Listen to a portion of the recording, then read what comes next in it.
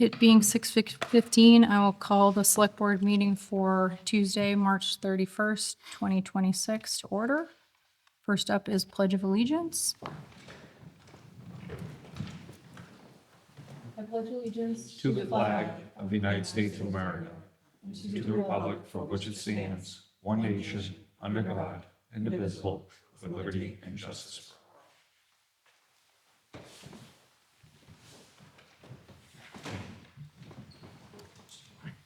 First up, we have our school superintendent, Dr. Stephen Meyer, to talk about the search committee report.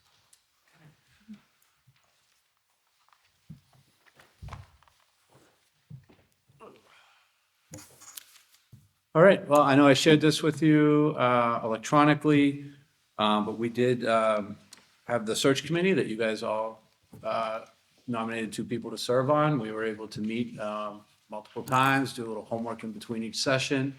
I thought it was a good process. And we came up with 2, we're here tonight to do, so you can do your 2 interviews with finalists. So I'd say, just a quick overview. The search committee, we had an initial, we received 21 applications for the town administrator position. We had a meeting to talk about the criteria, review that against the posting. We scored those independently. We compiled the kind of how they were scored. And it was pretty clear. We came up with 5 candidates that we offered the opportunity to interview. Ultimately, we were able to schedule 4 of those candidates. From those 4 interviews that we did, we decided to move 3 forward and offer 3 the opportunity to move forward, and 2 accepted that opportunity. That's where we are tonight. So we had 10 members of the committee. So I just, their names are listed here. I guess I'm not necessarily to read them all, but I just want to thank them for their work. I know it was a little, you're not quite sure what to get when you get 10 people, kind of pulled together randomly. And I think we came together. I think everyone took it seriously. Everyone did what they were asked. And so I appreciate that. And hopefully that it results in dividends for us. So I don't know if you guys have any other questions on anything about the process or how we got to tonight. No, I just wanted to point out the fact that the search committee, just to recap, included 2 people nominated by each one of the select board members. So there was 10 in total. And that was a variety of board members, past employees, current employees, citizens, a great compilation of representatives from Clinton. Yeah, it was great. Even just doing the introductions got complicated because you had people's current roles and former roles. And Yeah, other roles. yeah, So, former employees, other people who had been town administrators before, so. Madam Chair, I just want to express my appreciation to Dr. Meyer and the committee, but to him especially and his staff for putting together an outstanding search process for the town. Thank you. Like I said, I think what everyone on the committee, pulled their weight. That's what made it good. And Kelly from my office also helped out tremendously too. So as usual, keeps me organized. So we were able to get that done. Great. I also did I would just mention, I know that I shared with you that I have done Yes. a few of the reference verification calls on each person. And I would say that they were calls to references who were provided, right? So as you would expect, they would probably check out, but they did. And they were Right. generally all positive references. But I have made those calls to kind of verify some of that information. So, Great. okay. Thank you. All right. Dave, before you leave, I also would like to piggyback on what Billy said. I think you did a great job, and I think just with all the time that, you gave to it and how busy you are down with the school, I really, really appreciate it. And most people would say, oh, I'm too busy, but, you stepped right up and took the job on, and thank you very much. I said one way or the other, I was going to get roped into it. So. All right. Thank you. Thank you. Thank you. Next up is the review of the interview process. I took the questions that were asked by the screening committee, and since we hadn't heard their responses, The only edits I made were some color given to the questions about Clinton to make sure we're moving along efficiently. There's a copy in here. This is the most up to date. Yes, yep. We can take turns asking them. I can ask them all. It's entirely up to this group. I think when I did a previous search in the screening committee, each person asked individually. It's entirely up to this group.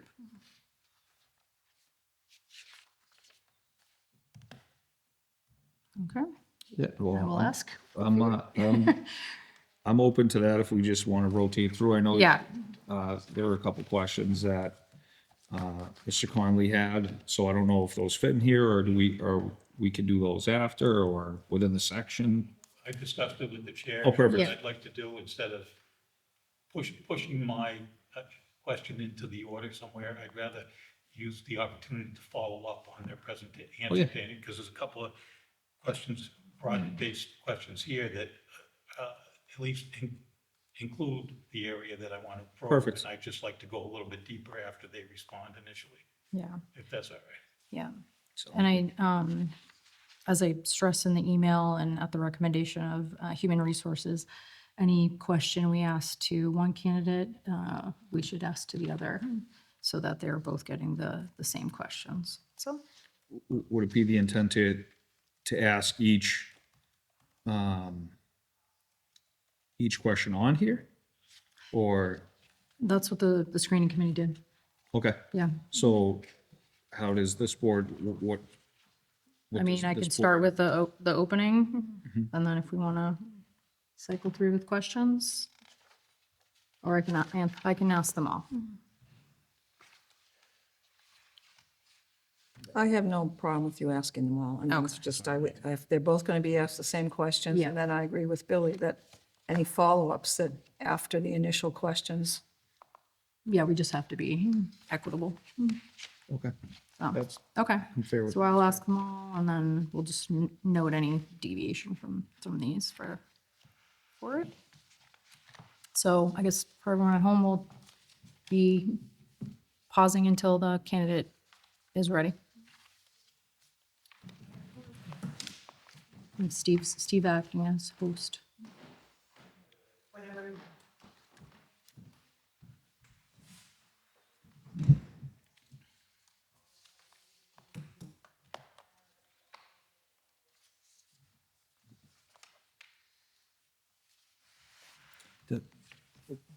Does the would the town administrator advise the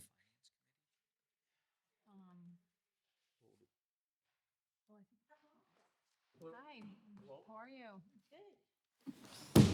I am Karen Blair. Hi. meet you. Nice to meet you.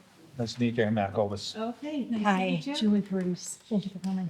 Hi, I'm Sean. Nice to meet you. Hi, Bill Conlon. Nice to meet you. Thanks for having me tonight. I Oh, appreciate it. thank you.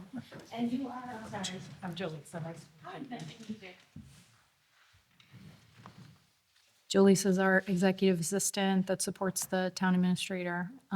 She previously worked here and just returned to us, so. yeah. Welcome back.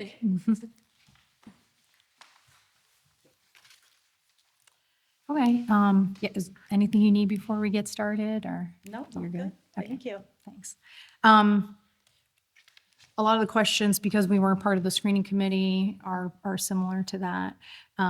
But we would love if you, just kind of as an opening, we want to get to know you. So please tell us a little bit about your background and experience and what led you to apply to this role. Absolutely. Well, again, thank you for having me this evening. You know, it's funny, when I was a kid, I actually did dance recitals in your auditorium, and I sort of just poked my head in there and had some nostalgia. So again, my name's Karen Clark. I am a Clinton resident. I live on 3 Bristol Ave. I've owned that home for just about a year and a half now. I'm originally from Lancaster. I grew up there, but pretty much spent most of my childhood here in Clinton. My grandmother is from a large Irish family that was on 52 Grove Street, the Flanagans. So that's what I identify with when I think about my family, my heritage, where I'm from. I've had for many years a little sign in anywhere I've worked or any place I've lived that says someone in Clinton loves you. So Clinton is in my DNA. Most of my family have worked here, whether it be in DPW. My mom worked here at Town Hall many years ago and at the Lancaster Town Hall. So service is really kind of, again, in my DNA, and so isn't this town. So I am currently the town manager in Millbury. I've been in that role for just over 2 years. I just had my evaluation. I think it was a 4.4 out of 5. I invite you to watch that. I believe it was on the 14th or 13th of February. And I essentially, most of my municipal career has been with the city of Worcester. I've had a number of positions there. I helped open the senior center back in 2000. I had many, many positions. If you looked at my resume, I left it long intentionally so you could see all the roles that I had. Many roles working for public health, and essentially the last 8 years in the city of Worcester, I was the director of public health, not just for the city of Worcester, but also for a regional health department. So there were 6 other small communities contiguous to Worcester that I was also the director of public health for. So I'm used to working with small communities. I'm from a small community, but I have a lot of big city experience as well. I got the city and those 6 towns through COVID. So I pretty much worked every day for 3 years without a vacation. And then at the conclusion of that, I decided it was time to move on from public health. Millbury was actually one of our towns that was in the regional health district. And I got to know the town manager there, and he basically said, hey, I'm thinking about putting together a new position for deputy town manager and HR director. And if you could do this and get us through COVID, then I'd love for you to apply. So I did. So I was the first deputy town manager that Millbury had. And I did that in human resources for a year. When our town manager departed from the town, I was asked to step in, and I was appointed as acting town manager for about 6 months. And then I applied for the position, and I've been in it since. So that's what I'm currently doing right now. I was just going to say, based on your research, but as a resident, you might be a little more familiar, but what do you see as some of the key opportunities and challenges facing the town of Clinton? So Millbury is very similar to Clinton. It's really a smaller mill town. There's a lot of history and a lot of civic pride. So I know, because I often, even when I wasn't living in Clinton, I would come to Old Home Day. I remember sidewalk days back in the day when my mom worked at the Chamber of Commerce for a little while here. I remember licking envelopes on Saturdays too. That was my job when I was a little girl. I think, like every community, everybody is struggling, our residents, with trying to make ends meet. I've done some research about what the median income is here, all the demographics, et cetera. I think between, taxes, rising costs of utilities, healthcare, everybody is at their max. And I think that we need to just try to continue to find creative ways to broaden the tax base. And I am obviously aware that Jay Bill, if I am saying that right, I did ask AI last night how to say it, and I know where it comes from. I don't think any of us know. It's actually named for 2 gentlemen back in the 60s who created the company. One was named James and the other one was William. Oh. So it's Jay Bill. You heard it here. I'm here all night. I'm here all night. So I know obviously they're going to be leaving in November, which is very unfortunate. So I was even thinking about, obviously the Clinton Chamber, Tim Murray at the Worcester Chamber. So as a resident, obviously that's concerning to me. And I know housing is a big issue, affordability, transportation. So I think the same issues that, we're facing and we hear about in Millbury and is very similar to Clinton and similar to really any other town in Massachusetts. I think trying to stay in this 2.5% bracket is really challenging. I know MMA is doing a lot of advocacy to try to look at ways that we can either get additional funds back to pre-COVID numbers with this UGA, which is a horrible acronym. Please don't ask me to expand on what that means. I knew it about 10 minutes ago, and now I can't remember a lot of acronyms, but there's a lot of advocacy and work that needs to be done at the state level to try to really get those numbers up for local communities, because our healthcare costs for our employees, I just got quoted a few months ago to plan on a 20% increase. Somehow I was able to get that down to 4.9%, which is fabulous, but it's this, it's our employees, it's our residents, it's our businesses, everybody's feeling these same kind of costs. Our utilities are skyrocketing for the town of Millbury. We have a brand new fire station. Boy, was that a shock to see what those, and so we're no different than what's going on here or the residents in Clinton or in Millbury. So I think those are the challenges.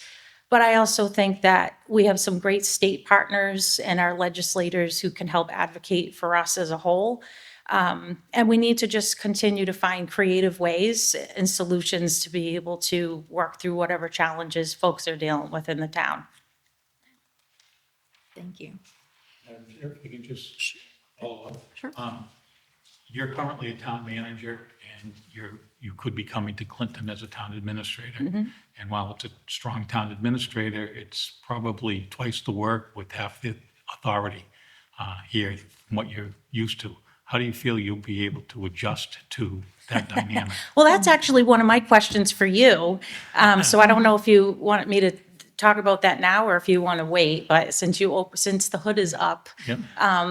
So I do have questions about that. I'm very fortunate. I have an awesome, supportive Board of Selectmen who kind of helped me through that transition when our town manager left. I applied like everyone else, so it wasn't certainly handed to me. I had to work for that and prove that I was capable and would keep all the balls up in the air, keep the lights on, have our projects be met on time. I know this is a different structure, obviously, so I have not really found a great definition in any of the research that I've done about how this board works with the town administrator in terms of who does what, who appoints who. For me, it's very clear that operations and personnel fall under my flag as the town manager. I know you have a personnel committee. I've watched all kinds of meetings to try to piece together how you do things here. I can work with anyone, I think, because I have a health and human services background. I'm used to dealing with the homeless people all the way up to elected officials at the state. I was going to say the bishop, but that's actually true. So, I'm very used to working with everyone, and I have an excellent sense of humor, which I think is very important for any position that you hold.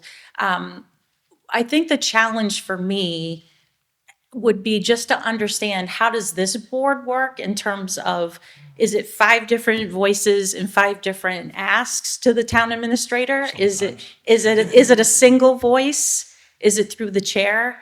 So I think that would be something that would take me time to understand and kind of unpack, like, what is the culture of your board? And just sort of thinking about, the autonomy that I have, although I have to say, I have been in municipal government for half my life. And having started low man on the totem pole when I was in Worcester, I kept my head down and I listened and I learned. And one thing I learned is you never let anything blow up for the person above you. So if you talk to my Board of Selectmen, they would tell you they know everything. I don't have any desire to have my own agenda. I'm probably the least political person, if that makes sense, because I have to understand how to navigate things. But I would say that my goal is to be as, and I hate this word almost because it's overused, but really transparent. And I think if you listen to the evaluation or you talk to them, they would say, we feel like we know what's going on. And I sit at the table with them. They see me as a partner. We work collaboratively, and that's the way I would want my relationship to be with you all. I get that there's different tiers of how people report and, chain of command, but to me, I would have to know that I was a partner with all of you, and that even though at the end of the day, I'm reporting to you and sort of that top down, if you will, just on the table of organization, that you would be interested to hear what I have to say. I think after 26 years in government and all the things that I've done, I have a lot of value I think I could add here, or different ideas or connections. So I would have to, that's really kind of my biggest concern, to be honest with you, is I just don't know how. I think it would be a little bit of a dance to be able to listen to 5 people. I think it would have to be more streamlined in order to be effective. Madam Chair, if I may. If you came here to Clinton, I said you have twice the work and half the authority that you have as a town manager. Part of that is the town administrator hires and fires any town employees that were previously under the domain of the Board of Selectmen. Okay, With the exception of the fire department has a strong chief, but the other main primary departments fall under the town administrator. and the police chief As is, police chief as well, Okay. DPW, but library, senior center, Parks and Rec, they're all sort of autonomous little kingdoms that you're still or the position is still responsible for managing. So that's what I meant about twice the work and half the authority. But the other part of my concern is that coming here, there is no finance director. The HR director is relatively new. Prior to that, the town administrator and the treasurer handled the HR responsibilities. We have a consultant as a treasurer collector. He's in the building maybe 1.5 days a week. He's, from everything we've been told, he's readily accessible. But in Clinton, you're going to have a lot less support. And at the same time, you're going to be looked to mentor a lot of relatively new employees. There is an assistant town administrator position, but there's no one in that position right now. I saw that. So even when it gets filled, it's someone that's going to be dependent on you to guide them into what their roles needs to be. And I just want to be sure you're aware of that and feel comfortable jumping into that. So this is definitely helpful. I'm not sure if you're trying to talk me. I'm just kidding. Trying to scare you. No, I appreciate it because it's very different than what I'm used to, and it's kind of hard to, cull through all of the meetings and sort of figure out exactly what's going on. So I appreciate the honesty and just kind of explaining upfront what the challenges would be. I can tell you that I don't come from a finance background per se. There's not a town manager or town administrator school. So what I have found is that usually it's somebody from a finance background or an attorney or somebody who kind of morphs into these positions. For me, I have had a different path, and I think that helps me look at people in a more holistic way. So one of the things I didn't mention is, so I have 2 master's degrees. One of them is in public administration, but the other one is actually in counseling psychology, which you might think, what does that have to do with anything? Not that I lay people down on the couch and tell them to, tell me everything and take me back to your childhood. But I think that I have an understanding of drilling down, whether it's a resident, an employee, a board member, of trying to really understand what is the issue, what's going on, and how do we address it. Also, and I said this, and Mr. Myers can attest to this, I said in the search committee interview, people are not coming here bringing us a fruit basket. We are a giant complaint department, and I understand that. We work for the taxpayers. So I think trying to understand where people are and de-escalate some of these situations, sometimes it's really just they've been bounced around 90 times and they're annoyed and frustrated and they just want to be heard. So I think in terms of what I bring to the table, I have financial experience. I managed a very complicated multi-million-dollar budget for the city of Worcester for the Department of Public Health. It was federal grants, which I wouldn't recommend anyone other than the state take on, state and local grants, intermunicipal agreements, and $900,000 tax levy line item for 30 employees. So I know how to do a lot with basically nothing. But as far as what's going on here, so our CFO in Millbury left in October. I started the budget for FY '27 in November without a CFO, and I finished it without a CFO. And we were $1.6 million over, and I cut it. And I cut it, and I cut it. So there will be no override. We had to make a lot of hard decisions. So am I a guru at all of the nuances? No. Do I feel like I could be, that's why I just went to Suffolk and I just did a municipal finance seminar there.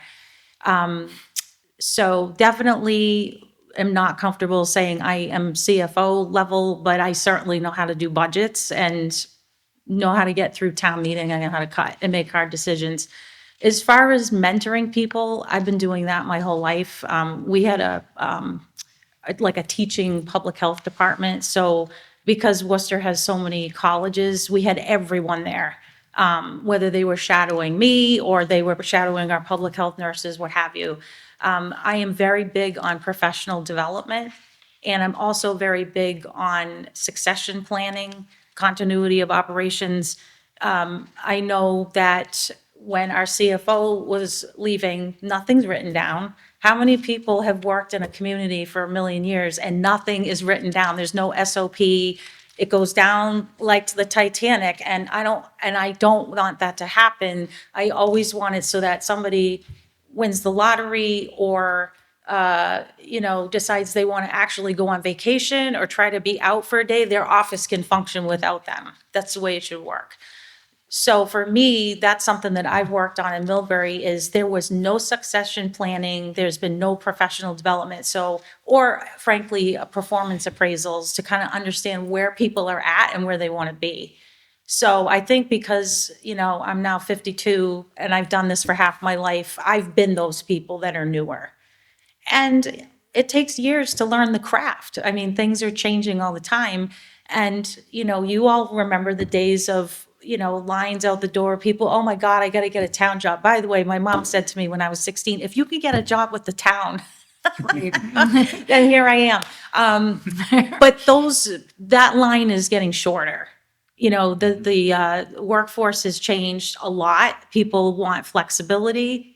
Even in COVID, when we worked remote, what was that? I mean, try to run a health department and have half your people remote. So I think we're changing a lot. So the things that are missing here they are a little of concern, but it's not something that would make me shy away from applying for the job. Madam Chair, as you alluded, the potential of having 5 different voices from 5 different members. I also think that goes the other direction with the description that you were just provided is the perspective of one board member versus not speaking for the entire board. I think we all have a difference of opinion, a different perspective on that, just to be clear. Can I respond to that? Absolutely. So I appreciate that. And I think what I'm suggesting is that's fine, and that's what I deal with now. But in terms of a clear directive, if there's a policy or a program or something that you're asking the town administrator to do, there has to be consensus because it's way too confusing and it's not going to be successful if you all are not on the same page. So I'm happy to execute whatever, and actually, there's something very delightful about, this is what we want you to do, as opposed to, it's great having a lot of autonomy, and again, I'm blessed, I have a great board, but it also can be kind of a scary and lonely place when you are the one that's making, it's a lot of responsibility, and I take that very seriously. So, to your point, everybody has a voice, that's why you're all here, but I think in terms of communicating the overall directive, it has to be really clear. And I think it would get very complex if people just don't agree, and then I'm not sure which direction to go in. And I think just to add one more piece of that, the level of support that the select board has provided the town administrator's office, with the assistant town administrator position being created, the human resources manager Yes. position being created. So there is a vision of, we need to build this out. Gotcha, Which okay. can be a great opportunity from your experience, where you have some of these positions, on which positions are vital, and which would be a benefit to the town of Clinton. So it's a great opportunity in that sense. So Absolutely. there's a lot of support. That's great. Thank you for adding that context. I appreciate it. Madam Chair, just, Yeah. what is the population in Millbury? 14,002. So relatively around the Yes. same size? And you do have a high school? Yes. You're not regional, you have Millbury High School? Well, we have Millbury High School, we have a brand-new elementary school, and we have a middle school. We do have a lottery system. We have some of our students that go to BVT, which is the vocational school, Blackstone Valley Tech, and Norfolk Aggie, which is, I don't know exactly, well, you get the, yeah, it's, so there is money that gets dispersed to, because BVT, the regional Voc school, is 13 towns. And so we do have some students that go there. But yes, we have our own high school. Now, do you have, like, as Mr. Kobus was just saying, does Millbury presently have an assistant town manager? How does your government shape up? How do you? So we have a 5-member Board of Selectmen that appoint the town manager. There is a deputy town manager, which is the role I had. So I filled that once I was, appointed to town manager. So that person does what I did that first year in Millbury. They are the deputy town manager, so they're my right hand, but they're also the HR director. And we have. So it's a combination? Correct. position. And then I have an administrative assistant, and then just like you, we have all the department heads, and, there's a push. I've been trying to just get, people I affectionately call their number twos because of this lack of knowledge and transfer. I'm trying to really get the next generation ready to go so that we don't miss a beat. And Madam Chairman, just, Clinton is basically like most, maybe 1 or 2 offices, people working in offices. Do you have like offices that are multi-people in them, or you find it's the same type of structure? Can you say a little? Like, in other words, like we have a veterans office. Yes. A veteran officer. He works by himself. We have a facilities manager. He has a part-time help, just person. So, I mean, there's not multiple people in their offices. Do you have that? Like, do you have a lot of staff within, like HR? He has a part-time person. So we're lean, if that's what you're asking. I think there's still people that think we have too many staff. I don't know how you would strip it down even further. And, people ask for new positions all the time, and I say no, even when the budget was better. I mean, we just, so I think we're lean, probably maybe a little more fat on the bone than what you just described, to be honest with you. And, like this town, we have multiple buildings and people are spread out, whether it's the library, DPW, sewer, senior center. I mean, it's pretty much set up exactly the same, but there's really not a lot of bodies for each department. I don't know if that answers your question. No, it does. I just was curious if basically you were running the same type of Similar. day-to-day yes. operation as Yes. Clinton was. 'Cause Yes. You're certainly close to It the is almost population. identical Oh, okay. in a lot of ways. Yeah, no, that answers my Yes. question. Okay, good. Thank you. You're welcome. I had this question, I'll say it out loud in case I missed anything, but I feel like you've just covered all of it. But is that, how would you describe your leadership and management style when entering a new municipality? How do you assess and learn about your departments, workflows, and organizational effectiveness? So I just did this, Right. really. I mean, so when Yeah. I came in as the new deputy town manager, HR person, that was really my role. You know, the town manager said, I'm busy, I'm trying to put together a new fire station headquarters, I kind of need you to take a deep dive. So I looked at, you know, sort of where, you know, how long people had been there, what kind of background did they have? What were the needs? You know, really just, I don't think anyone in any leadership position should go in gangbusters and turn things upside down. Clearly, Mr. Ward has done a great job. He's been here for many, many years, and I just want to applaud him for the work that he's done here. But I think, you know, what I would do is the same approach. It's meet with all the department heads, kind of establish a rapport. What's working, what's not? What do you need? What are your top 3 things that you need, whether it's software? And not saying they're going to get it, but just so I can understand, like, where do you want to go? What are the big projects that are going on in your department? How do you think I can help you?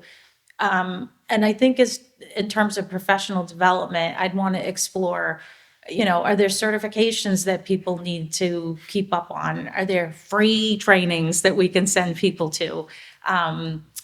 You know, what do people need? And I think even though I am from here and I live here, I'm still new in a sense. And I think that was a huge plus for me in Millbury, that I wasn't from there, even though I lived in Millbury for 4 years.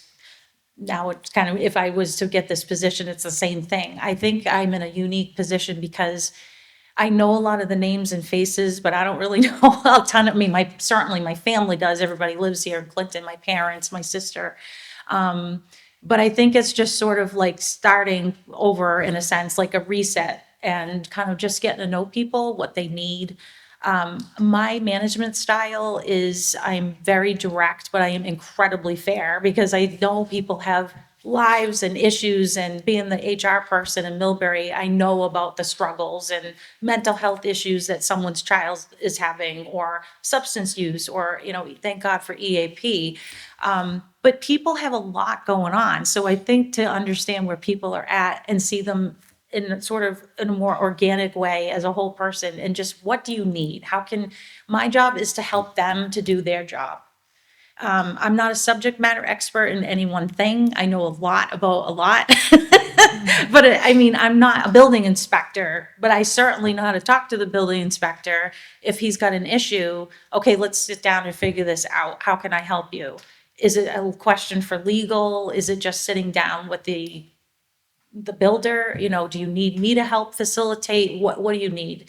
I think that it's important for people to feel like they have skin in the game. I don't need to speak for everybody. People are subject matter experts, and they certainly will. I don't need to be a UN interpreter.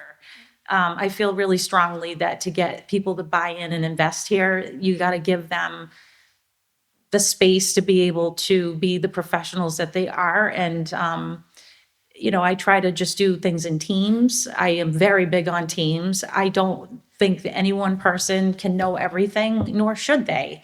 I don't like people that are yes people. I like people that challenge me and say, no, okay, I get where you're coming from, but have you thought about this? These are very complex things. Municipal government is not your grandfather's town hall anymore. The things that we're being asked to do, and I'll just use public health as an example, it's this big. When did opioids become public health, crisis? Well, in 2008, when we started getting grants. So every single office is being taxed with more and more responsibilities, and we need to support them. We need to make sure they have what they need to be able to do their job successfully. And we need to just continue to provide opportunities for them to grow. So I'm pro-employee all the way. Madam Chair, if I could just ask a follow-up. So you had mentioned building a succession plan Yes. for different roles. And one aspect of succession plans would be experience within, that particular role. And how does, can you speak to how your value of delegation of work to different employees within that report to you? You have to. You have to delegate or you would crumple up in a ball in the corner and cry. I mean, these jobs are huge. By the way, my family and my significant other said, just be yourself tonight, Karen. This is me. This is what you see is what you get. And I like to laugh about these things because it's hard work. This is really hard work. And this job and being a town administrator, it gets bigger and bigger. I think that in order to be successful as a leader, whether you're a town administrator or in charge of a company, you have to be able to share, not only because I don't believe one person, I don't think it's healthy. I mean, you can easily get burned out. But also that's how you empower your staff, is to be able to have them come in and speak to it, or, hey, can you follow up on this? Or I think this is a great project for you. I'd love to, I think you're capable. That gives people pride. That gives people skin in the game and them to want to stay somewhere.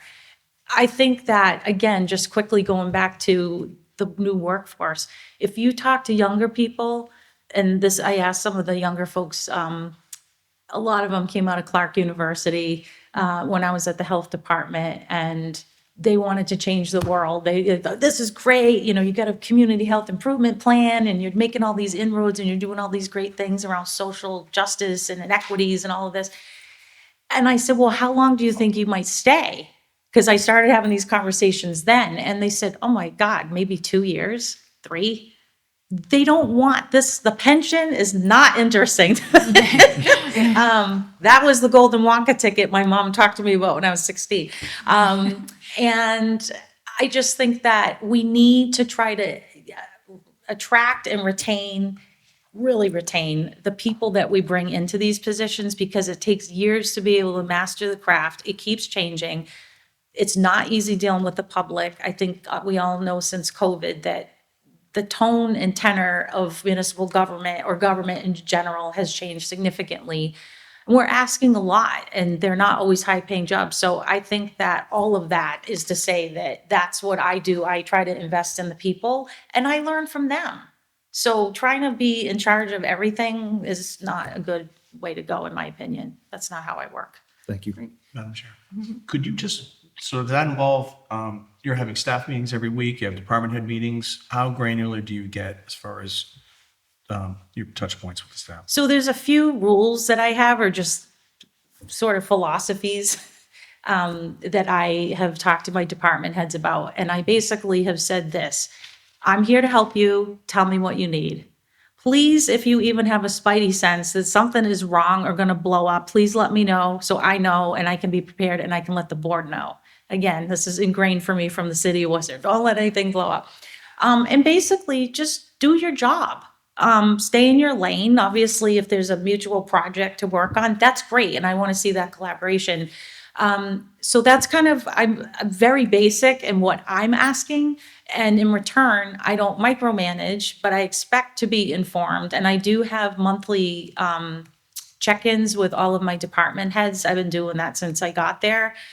So we have, if you want the hour, that's great. If you feel like it's something we can deal with by email, that's great. So I'm not saying that I just talk to them once a month. There's plenty of emails, but just a space where we can have a cup of coffee and just go, all right, what's going on? So you can kind of feel like, let's, get through the pleasantries, what's really going on and how can I help you?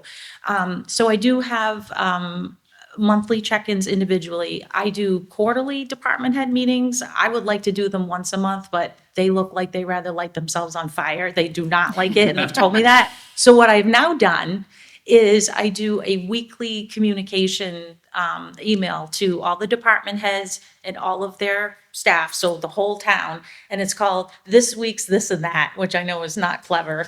And it's just basically personnel updates, where we are with the hiring process, or what's going on with who we hired for a position, help me welcome them. status on, we have a bridge that's closed, you know, so that's always a big thing we have to, and people live in the town, so they appreciate the heads up. Shout outs about, you know, hey, the senior center, the sewer department and DPW all just got grants. That's hard work, that's good stuff. That's the shout out. It can be anything. It can be, hey, there's an Earth Day being organized, who wants to join me? I used to do that in Worcester, by the way. That was nip bottles Yeah. and We have a lot of those. blunt wraps were the top, and underwear, which was very strange to me, were the three big pickup items. So I just basically don't, I know because I've had every kind of job. I started, you know, when I was young, low paying, low man on the totem pole, and I just know that I would want to know what's going on. And it makes me feel like everybody who's there, I want them to feel like they're seen, they're heard, they're a part of something. And if it's just a shout out or, hey, we got new banners, we have a beautification program and the businesses sponsor, and we have a 250th patriotic banner. So I had the town planner and his admin, you know, hot off the press, they took a picture. I sent it out to everybody today. You know, we did a Narcan training, the sorry, not the DPW, the Board of Health and the Police Department. Here's a picture of them at the Mill Church, you know, training 46 people on how to save lives. That matters. That's the good stuff. And that's what I think people need to feel, that they're not just getting screamed at the counter, that this is something that we're all in here together to make a difference in the community. So that's kind of how I roll. If people need me, just let me know. But I try to keep it a little structured because otherwise it's a lot of people dropping in and I can't get any work done. Yeah. So, Great, thank you so much. Yeah. Like I said, we've covered a lot. so yeah, and far, I so I'm know just I gonna- obviously am a talker. No, so I'm happy to. I'm just very excited about being here. No, I just don't want you to This is think good I stuff. haven't heard you and I'm asking the No, same no, question. no, I am sure I touched Yeah. on 9 things. So in my but I want to responses. give you the opportunity if you should Sure. fill in the blanks if necessary. But we were talking about budgeting. Thank We you. were asking about municipal budgeting, which you gave us Yes. a great snapshot of the past budget season. Mm-hmm. And we kind of said, like, how do you assess the financial health and engage departments and elected officials in developing and managing a sustainable budget? And furthermore, like when necessary, how would you advise our finance committee or the select board to make difficult choices regarding the budget? Which sounds like something that you've. So I mean, literally just did this. So we were just talking out in the hallway. So our town meeting is May 5th. So Yeah. we're ahead of you a little bit. So my last finance committee meeting is tomorrow night. Yeah. And I am really happy, and I'm sure they are too, because it just, you know, you feel like you're climbing Mount Everest and, you know, it's not over until it's over. And so the school budget is being voted on tomorrow night. So I think for me, again, my approach is I have an excellent relationship with our finance committee. You know, I said, look, this is your committee, but again, it's the town manager's budget, so we need to be able to have this sort of back and forth and this collaborative approach.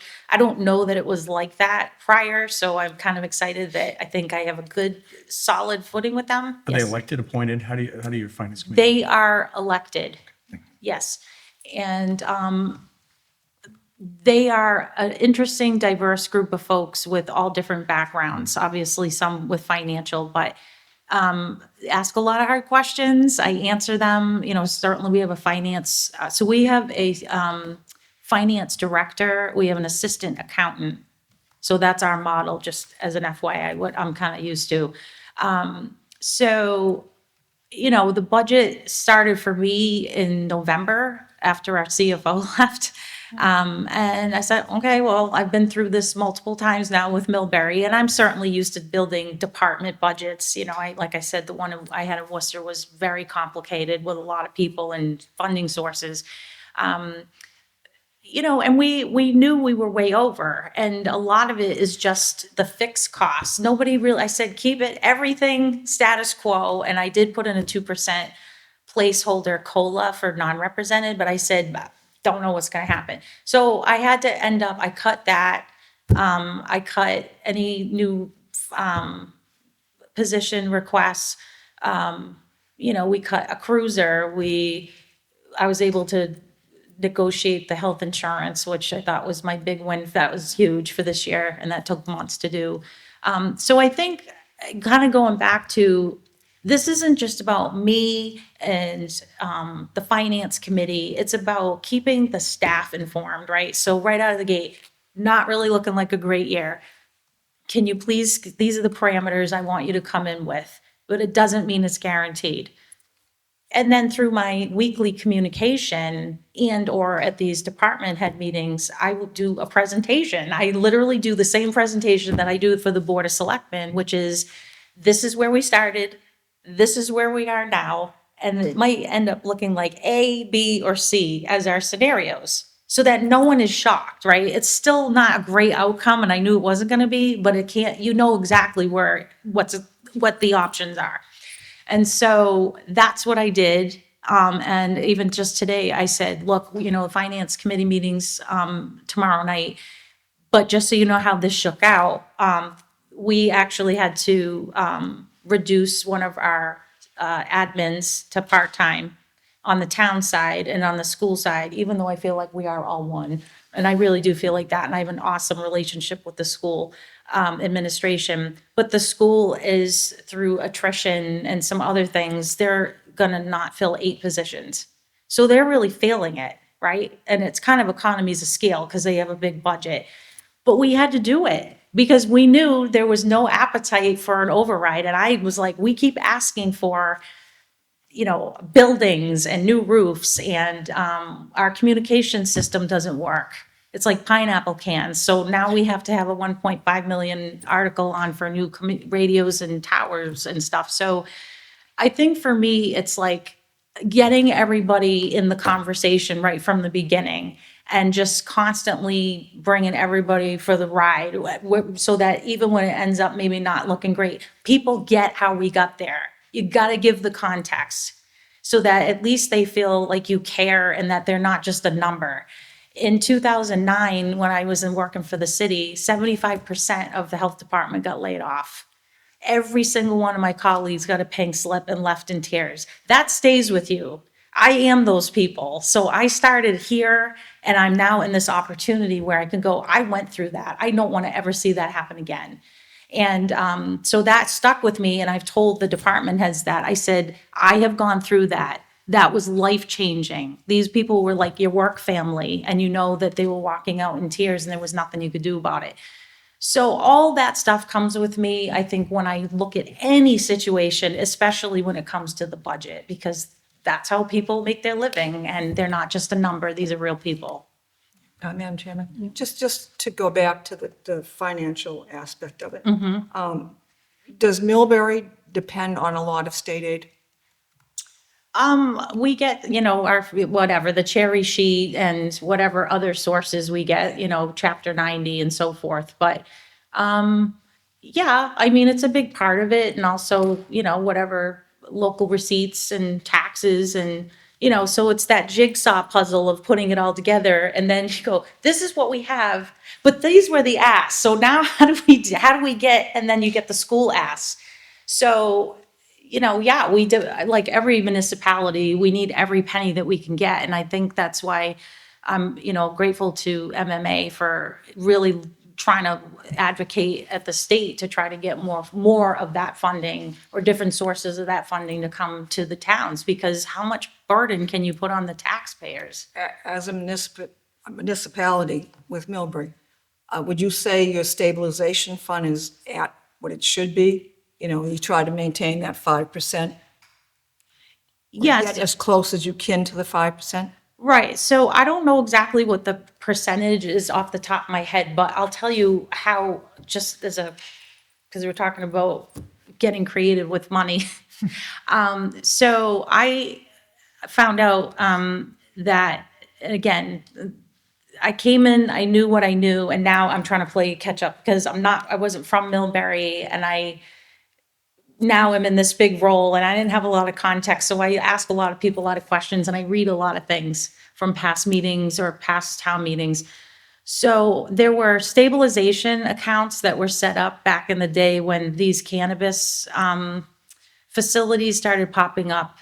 And there were a number of what they called them buckets, stabilization accounts that were supposed to be funded and then invested to help specific things. And then apparently at multiple town meetings, it got whittled down from these 15 buckets to 2 buckets. So we have about $1.5 million for roads. That's literally what it says, for roads. And then there's another million, approximately $1 million for MS4, for stormwater management.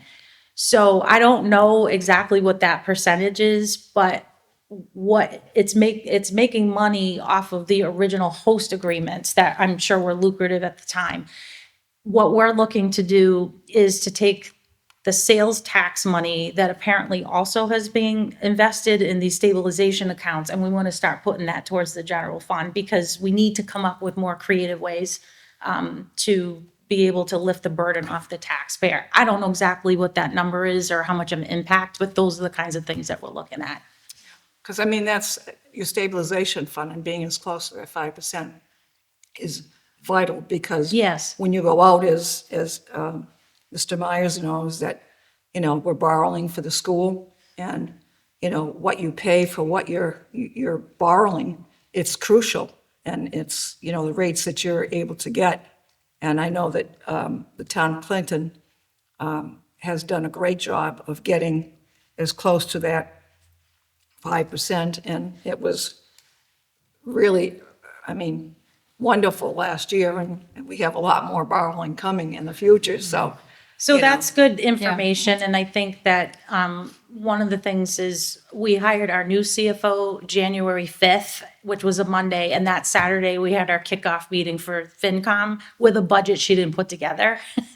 So she dove right in, and she's been trying to make it look and feel like something she's comfortable with, and work with me to get us over the finish line, right? Those are the conversations that I'm having with her, is to say, I want a fresh eye on all of these things. Because I want to make sure, you know, whether it's OPEB or all of these different things, where are we in the universe? So I don't have that number off the top of my head, just because I've been dealing with, I haven't looked at that recently, but those are things that, to your point, are critical. And I do know that, you know, all of these things tie into your bond rating. You know, we're AA. We're in good shape, but you always want to see how you can do better and make sure that we can sustain what we're doing. So I don't know if that answers your question, Mary Rose, but.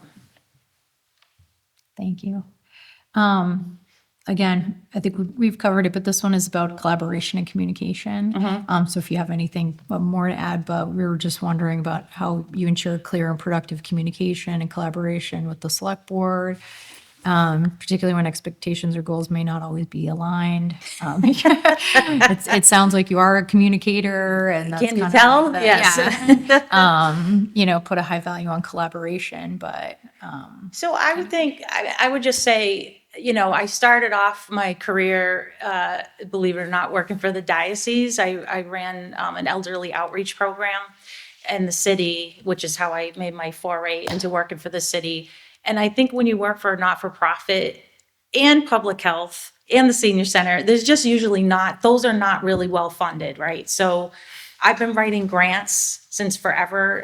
One of the things I brought up at the search committee interview was when I was 17, I walked into the senior center, which was on High Street at the time. Carol Fierro was the director, and I wanted to volunteer. And she said, well, what do you do? What is your interest? Why are you here? And then she said, you want to learn how to do some stuff? So she actually taught me how to write grants when I was 17. And I was on the Council on Aging here. I just remember that for a brief period of time, because I lived in Clinton on Green Street. That was my first apartment. It was great. My sister lived upstairs. And but I've been writing grants forever. I've been talking to people and trying to figure out, when you don't have really a lot of money on the table, you have to get creative. So in 2000, when I got hired to work for the city of Worcester as the senior center coordinator, there never was a senior center. So the city bought the old St. V's nursing school for $1, and then they put like $4 million into it. So it was like this 3-level, 400 people a day. Like, it was a big party. We didn't have any money. We didn't have a budget. And so we didn't have a custodian. I emptied the trash. I worked with Quinsigamond Community College to have them open a diner to celebrate Worcester's diner history. They had kids for a culinary arts program. Guess what? We have customers for you. I wheeled and dealed with everybody to try to get things free or low cost. So that's kind of who I am at the core, is how do we do this on the cheap? So I think in terms of where I come from financially, I've always had pretty much not a lot. So that's the place that I start with, and then I work my way forwards or backwards. But I think in terms of collaboration, especially when you work in the city of Worcester, everybody collaborates on everything. And I think that's sort of where I get this team approach from too. I collaborate internally. I collaborate with our external partners. We cannot do everything that we want to do ourselves. You have to have really good, strong partners. And I think that's one of the first things, not that you asked me this, but I'll just say that I would do, in addition to really kind of understanding staff and getting to know department heads and everyone. I want to go to all the buildings. I want to tour. I want to know the people. I want them to know who I am. And I want to really understand the businesses, who the heavy hitters are, the stakeholders, and really start developing those key relationships. So yes, I'm a collaborator, I'm a facilitator, and a unifier. I'm all those words. Well, just for verification, I was on the board when Carol was the director. Oh, really? Oh, So my that guy's just- goodness. And how old were you? 17? 17. And I still So talk to I'll just Carol. leave it at that. I still talk to Carol. She is you in really? the Dominican She's Republic as very we nice, speak. yeah. She's in her 80s now and having a great life living Good for at the her. Cape. Yes, yes. That's great. Yeah, I know I'm about- probably going long. I apologize. The communication thing. yeah. Can you talk about how you communicate with the community at large? Is that department heads too, or is it something you have an overarching tone you want to set, or how do you keep the community informed and engaged? So we have, I hired someone to be our webmaster because there was really no designated person. It was very piecemeal and ineffective. And I think even some of my mom is 78 and her and my stepfather Buddy are constantly on the tablet. And then I'm asked to come over to fix the tablet. That's usually what's going on. But people get their information either through, pretty much social media, the town website. So that I put together. I'll always, information about meetings or, hey, come to this thing at the library, learn more about downtown phase 3 project that we're looking to do.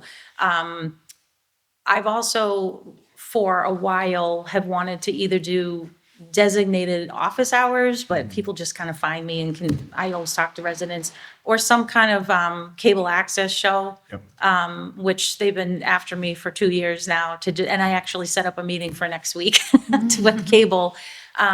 Just trying to, whether it's talking about whatever's going on or, having a department head come on the show or somebody that we're collaborating with too.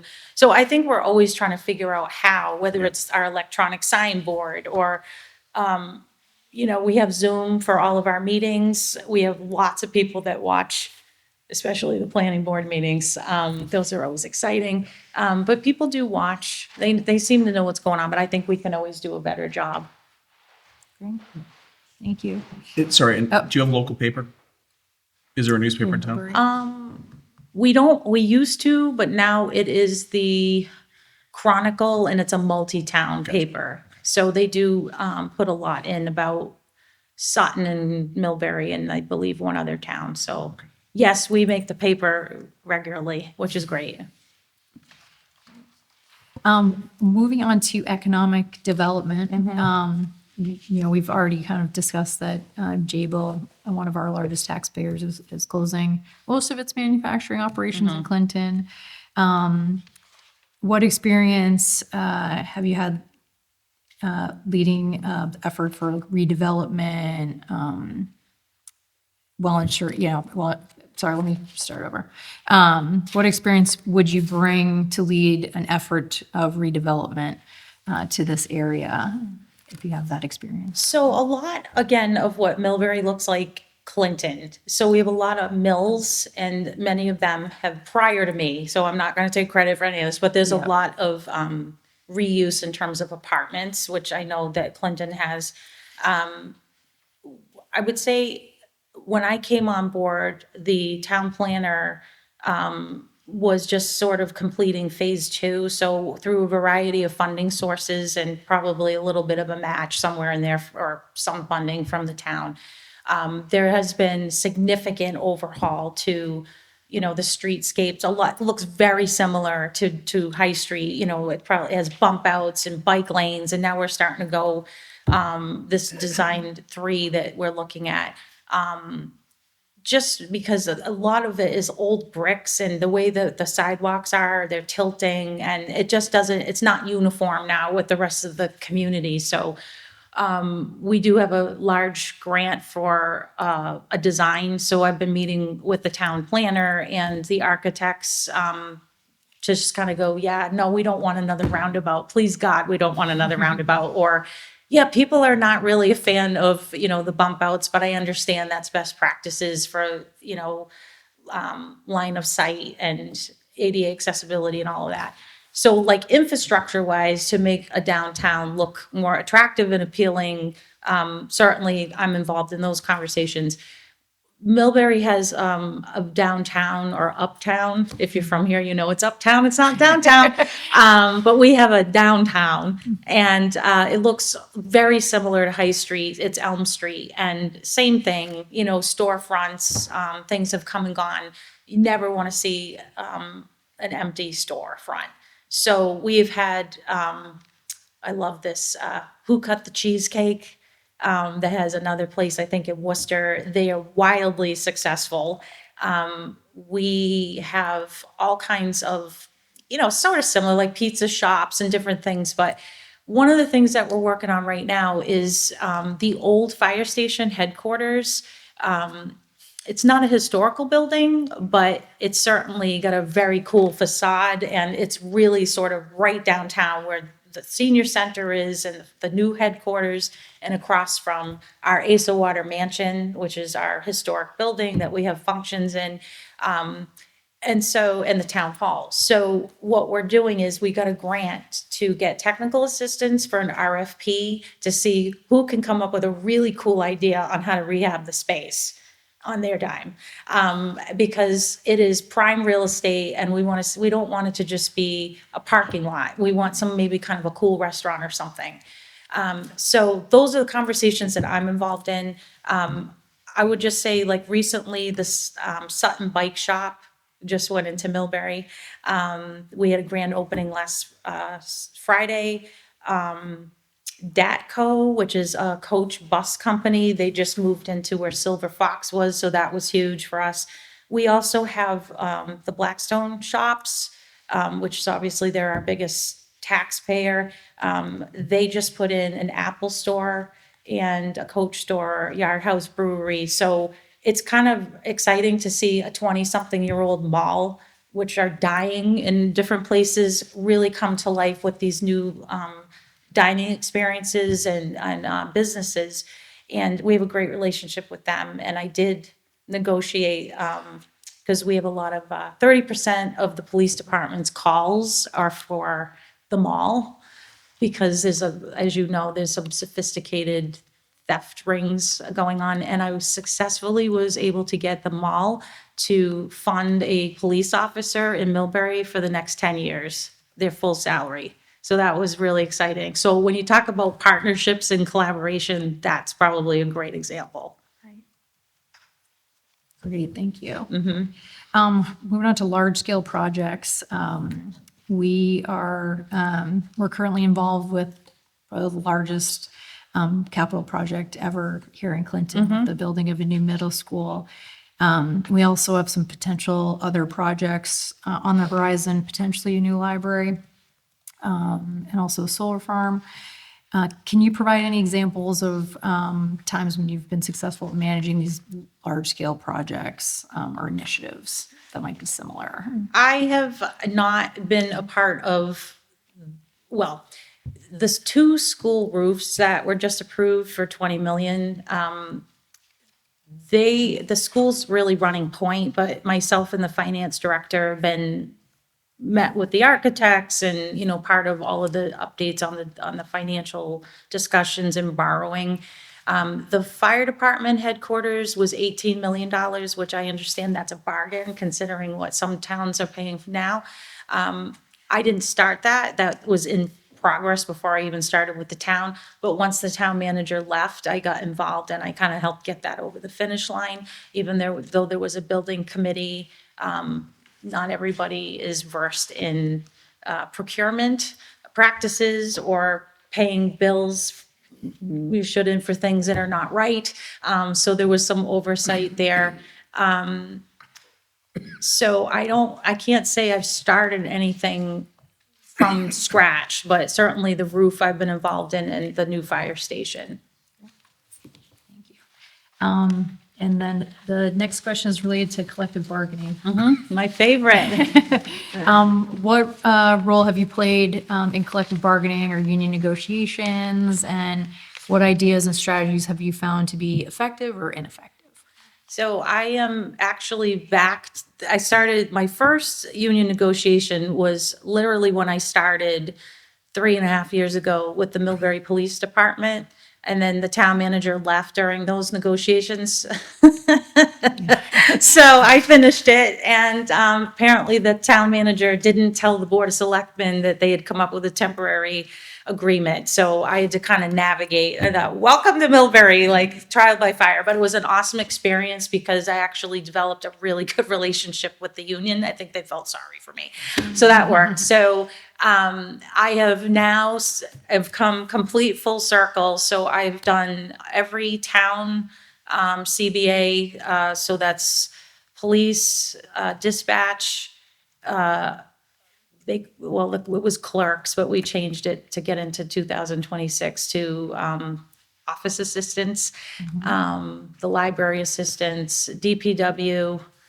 I feel like I'm missing one, but I've done all the town negotiations and I've been a part of all of the school negotiations. I am a voting member. And so we just are, actually, I'm missing it tonight, but there's an SEIU for cafeteria workers and facilities folks. And I've done the MTA, the Millbury Teachers Association as well. Madam Chairman? Yep. You don't use any legal staff or?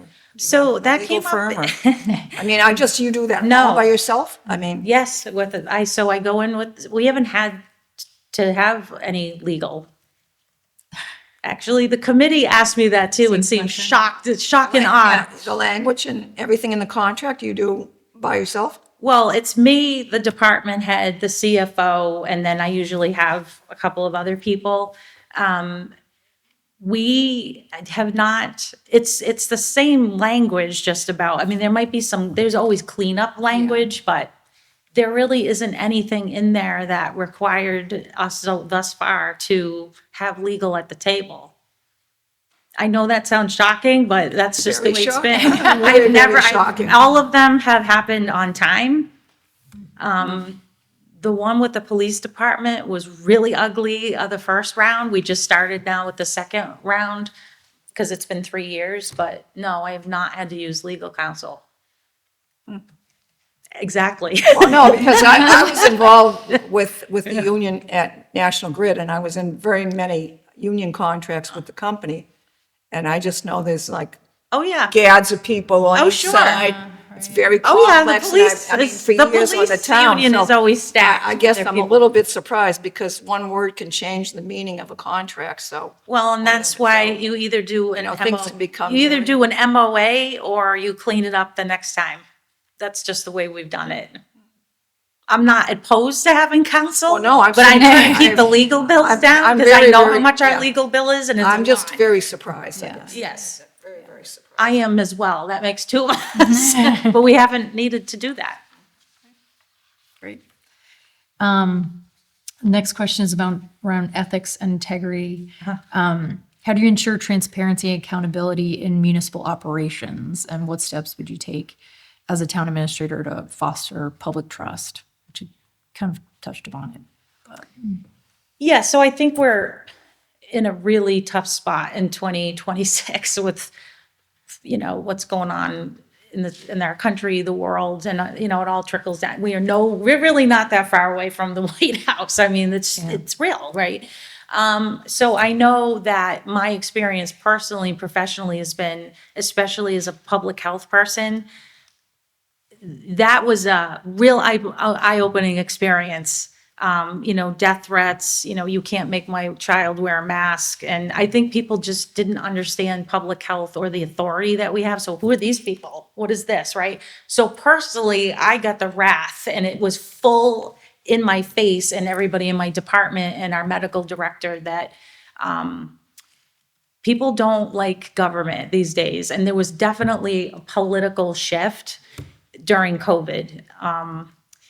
And I think that whether it's public health or government at any level, we have a lot of work to do to regain trust. And that is really done by every single interaction that you have, and trying to have people have a good experience when they come in. They deserve the best services. They deserve information. I think a lot of people just make assumptions. I don't Facebook. I've never done that. Don't think that's a good idea as a public official, but inevitably somebody screenshots me something. And it's just wild, the things that are on Facebook about the town, and it's the same 15 people, but call the office. I'm happy to talk to you and step you through this, because it is so not what is happening. So I think that just, by having as many meetings, like I give town manager updates at every single meeting, ranging from, again, road and bridge updates to things that are just, good deeds that the staff are doing. I'm, like I said, very pro-employee, and I try to boost them up. I think just sort of inviting people in, and trying to get them to understand what we do, and that there's not 2 a.m. conversations going on. We're not trying to get in bed with contractors. There's like all these weird things. And I'm like, that's just not, like, I care, but no, I'm sleeping at 2. I'm not having a weird conversation with somebody. So there's a lot of conspiracy theories. So I think that we just have to continue to find ways to talk about what we do. We are going to have our first Citizens Academy. I don't know if that's something that you folks have thought about or have done, but inviting people into our living room and learning directly from all the departments, and myself, like, what is municipal government? And that hopefully will get more people to understand what it is that we do. And I don't know, hopefully join a committee, since we have so many vacancies, and get involved in, civics. So again, it's just a little by little, just trying to rebuild trust and be open. I don't think there's a magic bullet theory on how you do that. I think you guys tried that every day in the work that you do too. It's very challenging right now. And this is just our final question, but why do you believe you're the right candidate for the town of Clinton in this position? I'm so glad that you asked. So I love Clinton. It is literally in my DNA. And again, even though I grew up in Lancaster, anywhere I've ever lived or I've been, where are you from? Clinton, Massachusetts. It's home. There's so many memories I have. Like I took my family out to the Clinton Bar and Grill on Sunday, and I said to my nephew's girlfriend, I said, "This is where I used to get my clothes." She said, "What are you talking about?" I said, "This was J.C. Penney." What? And I said, "That was the dressing room. That was, whatever, the kids' clothes were upstairs."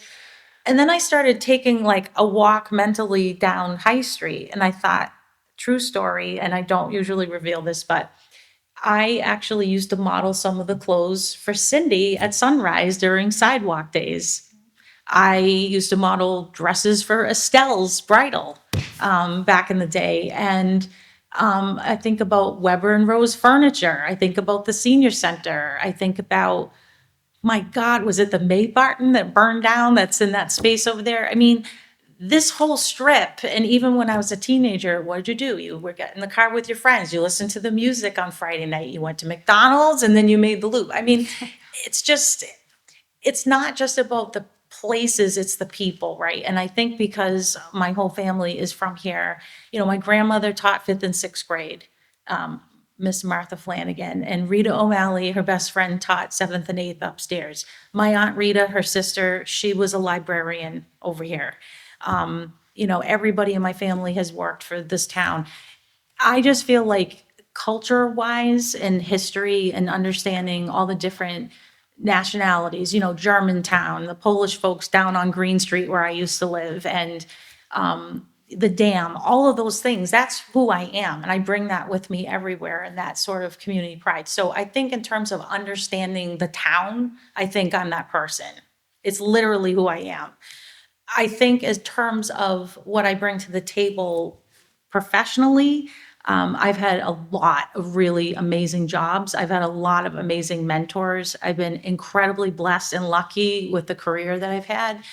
And you know what? I'm not unhappy in Millbury. They're really good to me. They're awesome, and they wrap their arms around me. But when you see something like this come up a few different times and you go have people say, maybe you should apply. No, I can't, because I'm pretty loyal and I don't job hop. I was in Worcester for 22 years or something like that, and almost 4 now in Millbury. There's a calling for me, and I felt like this was something that I had to explore personally and professionally. And I think that between being from here and being a town manager and sort of being in Worcester and all the things I bring through all the jobs that I've had, I think I can help different departments here. I think I can be a mentor. I think I can help look at some of the gaps that you have with, succession planning, or, what are the things that you guys are most concerned about are probably the same things I'm concerned about too.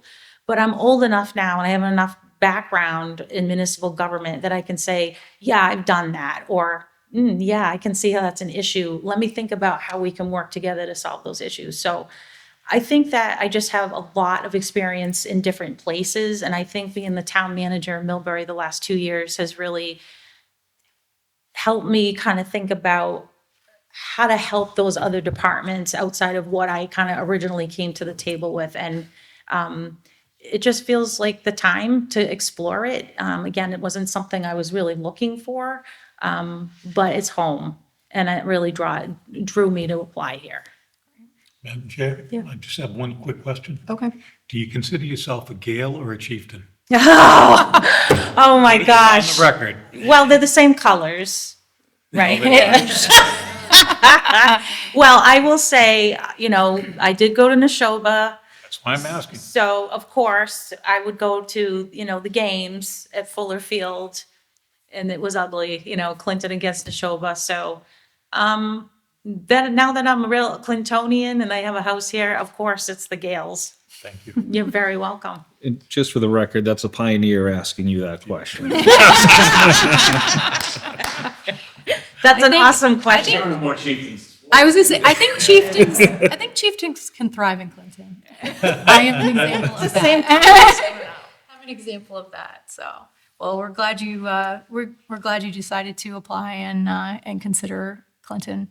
So, thank you so much. Do you have any questions for us while we're here? Well, I just want to be mindful of Yeah. your time. Yes. I think we kind of talked a little. Yeah, So I asked the about the beginning. structure, Yeah. which I appreciate you just laying that out Yeah. on the table. I know.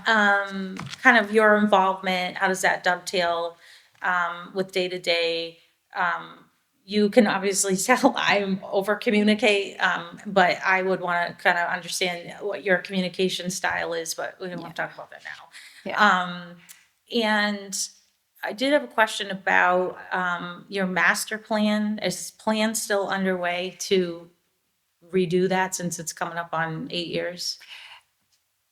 I mean, we have not discussed it. I Okay. do think that's something we do need to tackle, but we've been Because kind of in that's this. your compass, right? Right, I 100%. And 10 years goes by like that. So I I'd be couldn't agree interested in more. that because that's how I figure out where we're going is in the community, that this is what we want to do. Whether it's green spaces, whatever. And then I know that there was a vacancy for the assistant town administrator. Is there anyone in that role right now?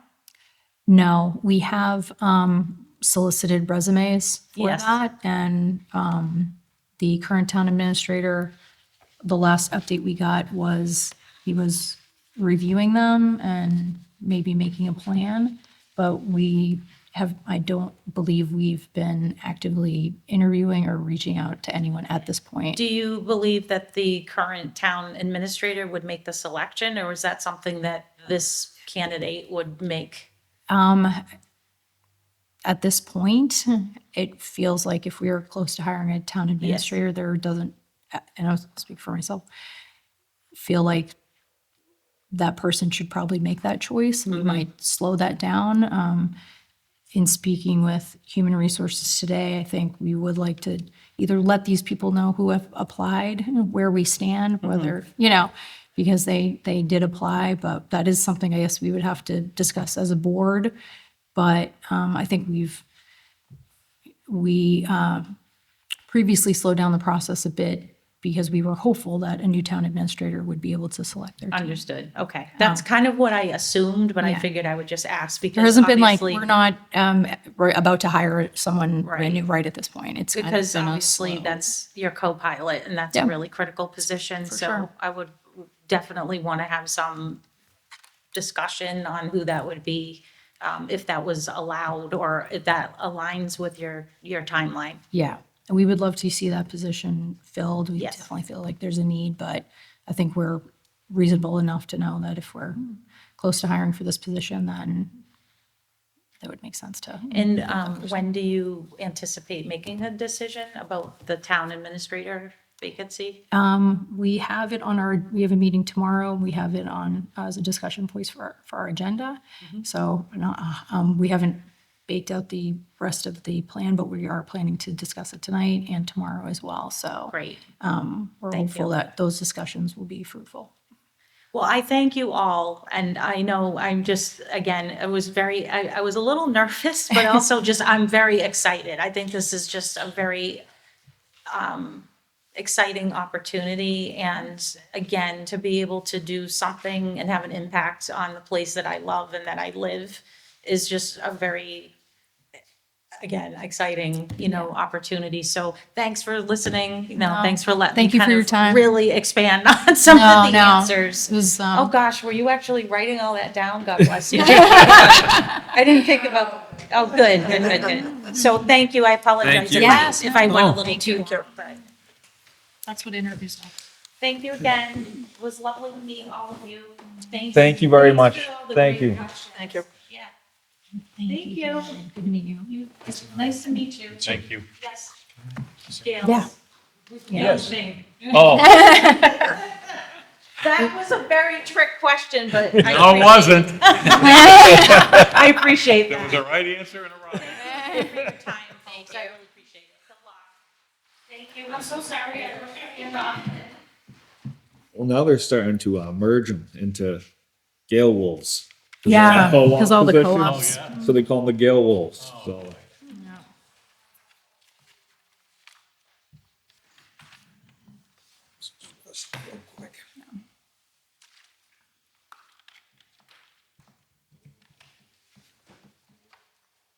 Take out the questions.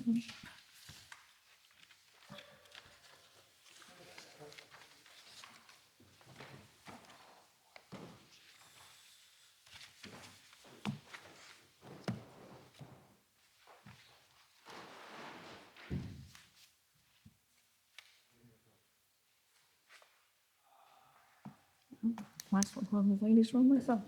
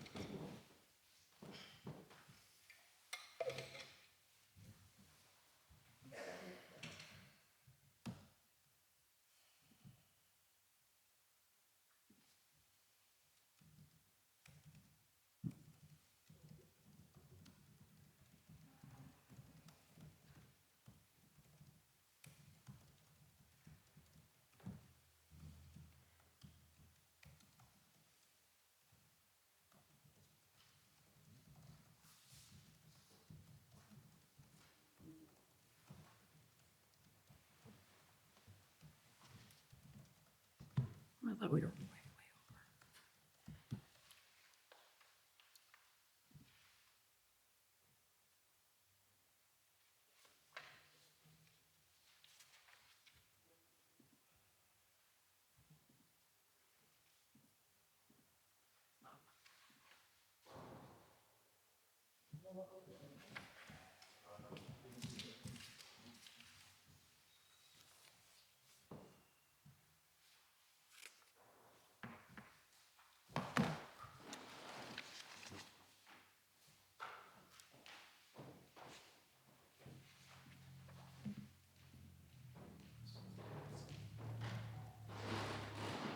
you for not having heat to 80 here. I know. I'm so concerned about this.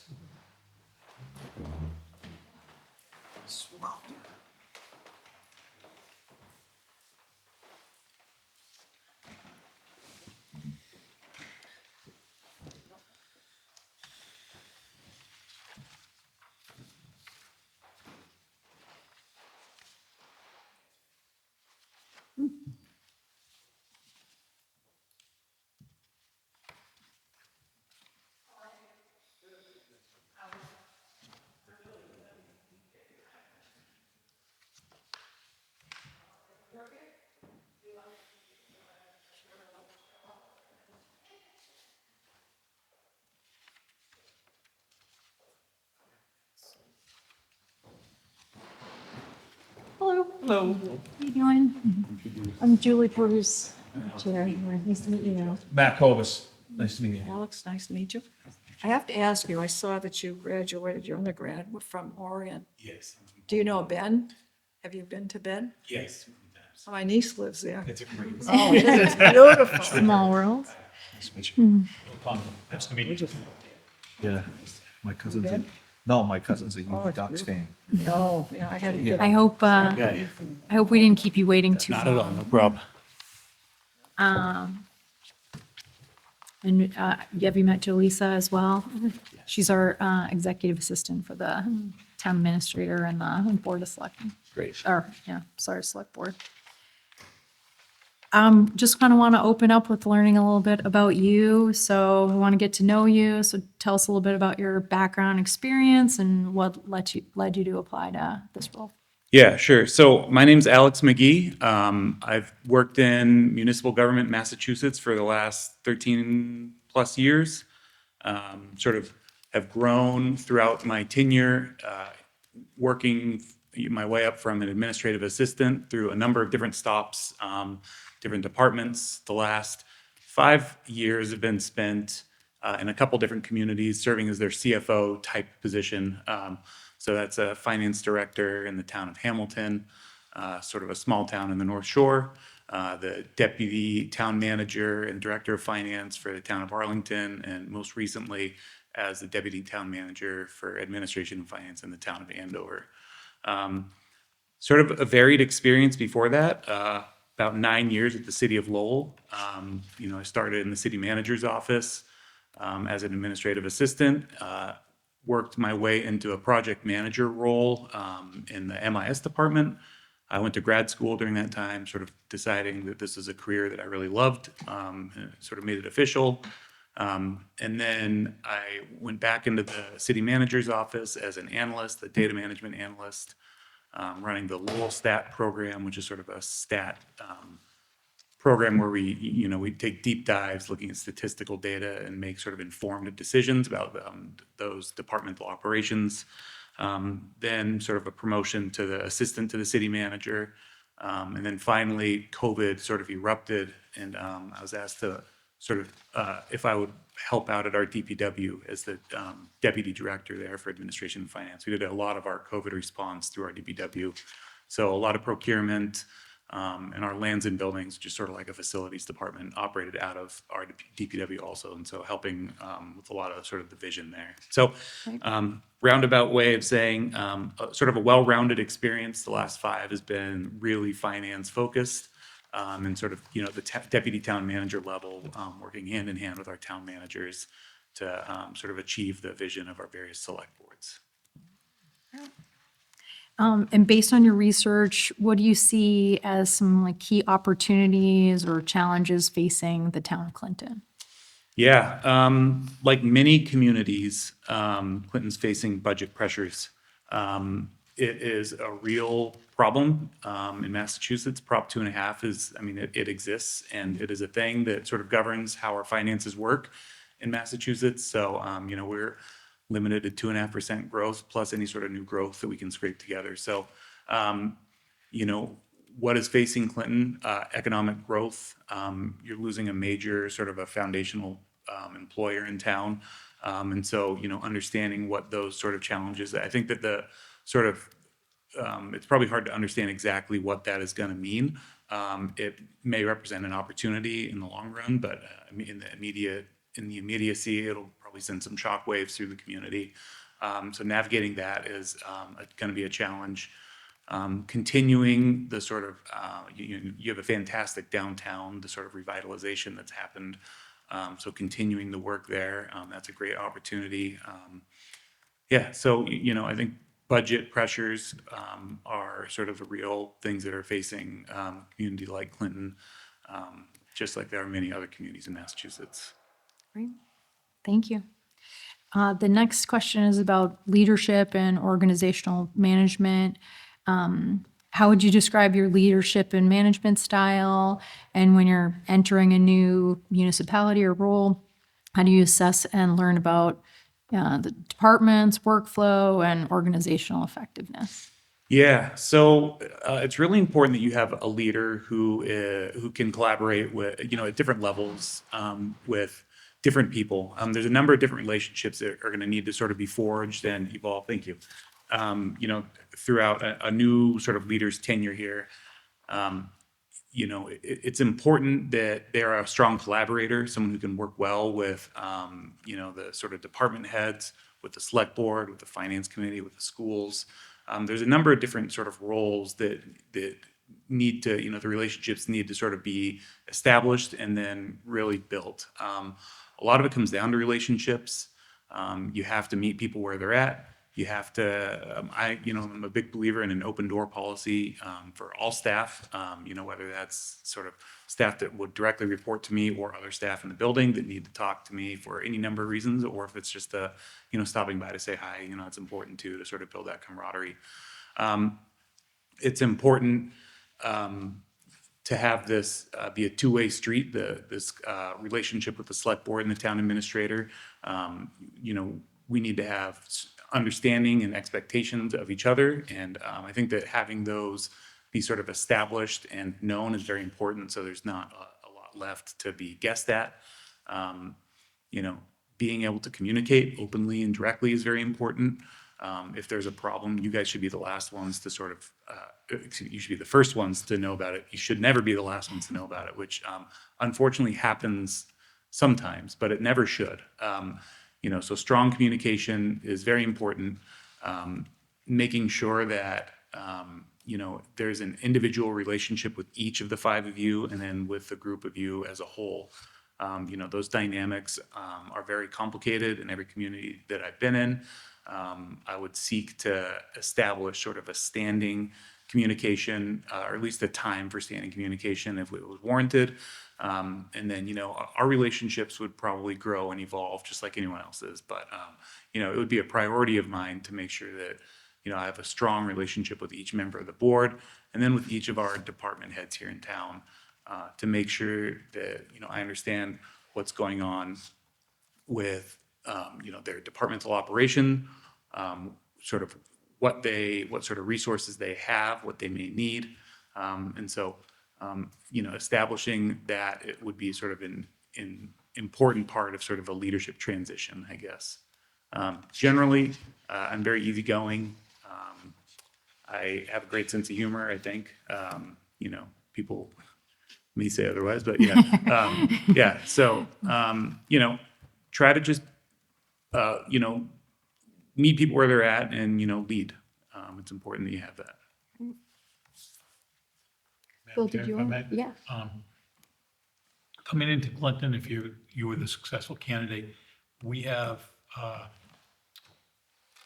for various, multiple different reasons, retirements, things like that, we have some gaps. We don't have a finance director, don't have the position. We have a HR director the position is relatively new, and he's been in the position 8 months or close to year. It was a year in December. We have there was a vacancy that occurred in the treasurer collector's office, and we have a consultant that's in the building 1.5 days a week, readily accessible to everybody, but those are all gaps in what we need to have in place. We have an open ATA position that hopefully whoever takes this job would be the person making that appointment, so you can pick your own team. But what I'm trying to get to is the job is going to require an awful lot of mentoring at the same time. The candidate is trying to insert themselves into the process and learning themselves. Are you comfortable with that role? Yeah, it is critical to have a strong team built out. And so being able to come in, build the team and mentor at the same time, it would be a challenge, but, it'd be a welcome challenge and something that I'd be very comfortable with. Mentoring and sort of professional development is something that I've been, a champion of, we'll say. It's sort of at every stop. I've tried to build up all the staff that, work, that I've supervised or worked with, or have sort of seen opportunities for people. I've recommended them, and I've tried to help people at every juncture in my career. So filling those gaps that you sort of mentioned would be very important. Those are some critical roles that need to be filled.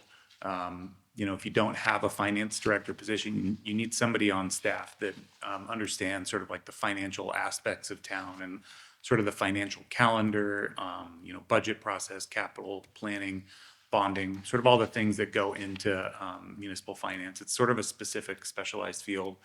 And so if you don't have someone on staff, and having somebody as your town administrator with those skills would be beneficial. If you are, you have other vacancies, if you have someone who's doing consulting for your treasurer collector, if you want to, continue that relationship or look to make that a permanent hire and appointment, that's something that would need to be explored. I'm not entirely sure without knowing sort of the details, what would make sense, but, really looking at that and studying it and trying to figure out, what that office needs, the treasurer collector. The long and short of it is that you need to provide mentorship where you can. It's something that I pride myself on. I'm a big proponent of, providing as much resource as I can to my employees, for them to understand that, I'm here to help them succeed, because when they do, then we all succeed. And that's very important to me. Most municipal government organizations are similar to an 80-20 or a 70-30, where, the 70 or the 80% of their budget goes towards their employees. So we're really, people organizations. And so, building out your people, cross-training them, making sure that they are given the sort of resources that they need to succeed is very important to me, and something that I'd be focused on. Can I sneak in here? Yes.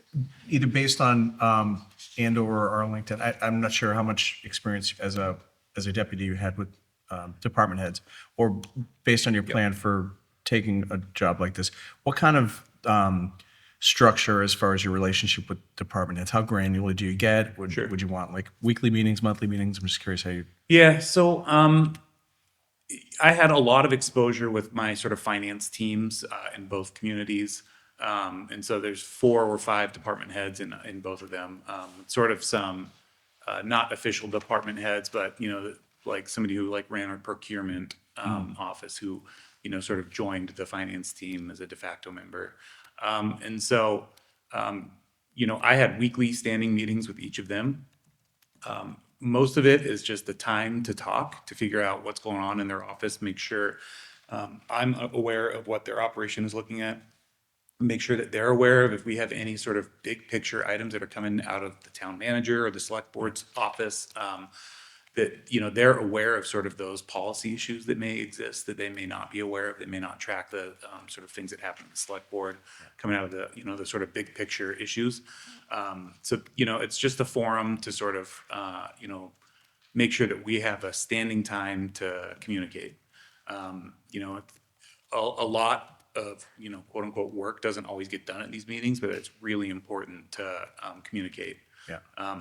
I'm not a micromanager. I'm not somebody that's gonna, you know, step in and, you know, sort of look over someone's shoulder and make sure they're doing their job right. But I am somebody who will establish expectations early with my employees, make sure that it's understood between the both of us, and then, you know, help them succeed.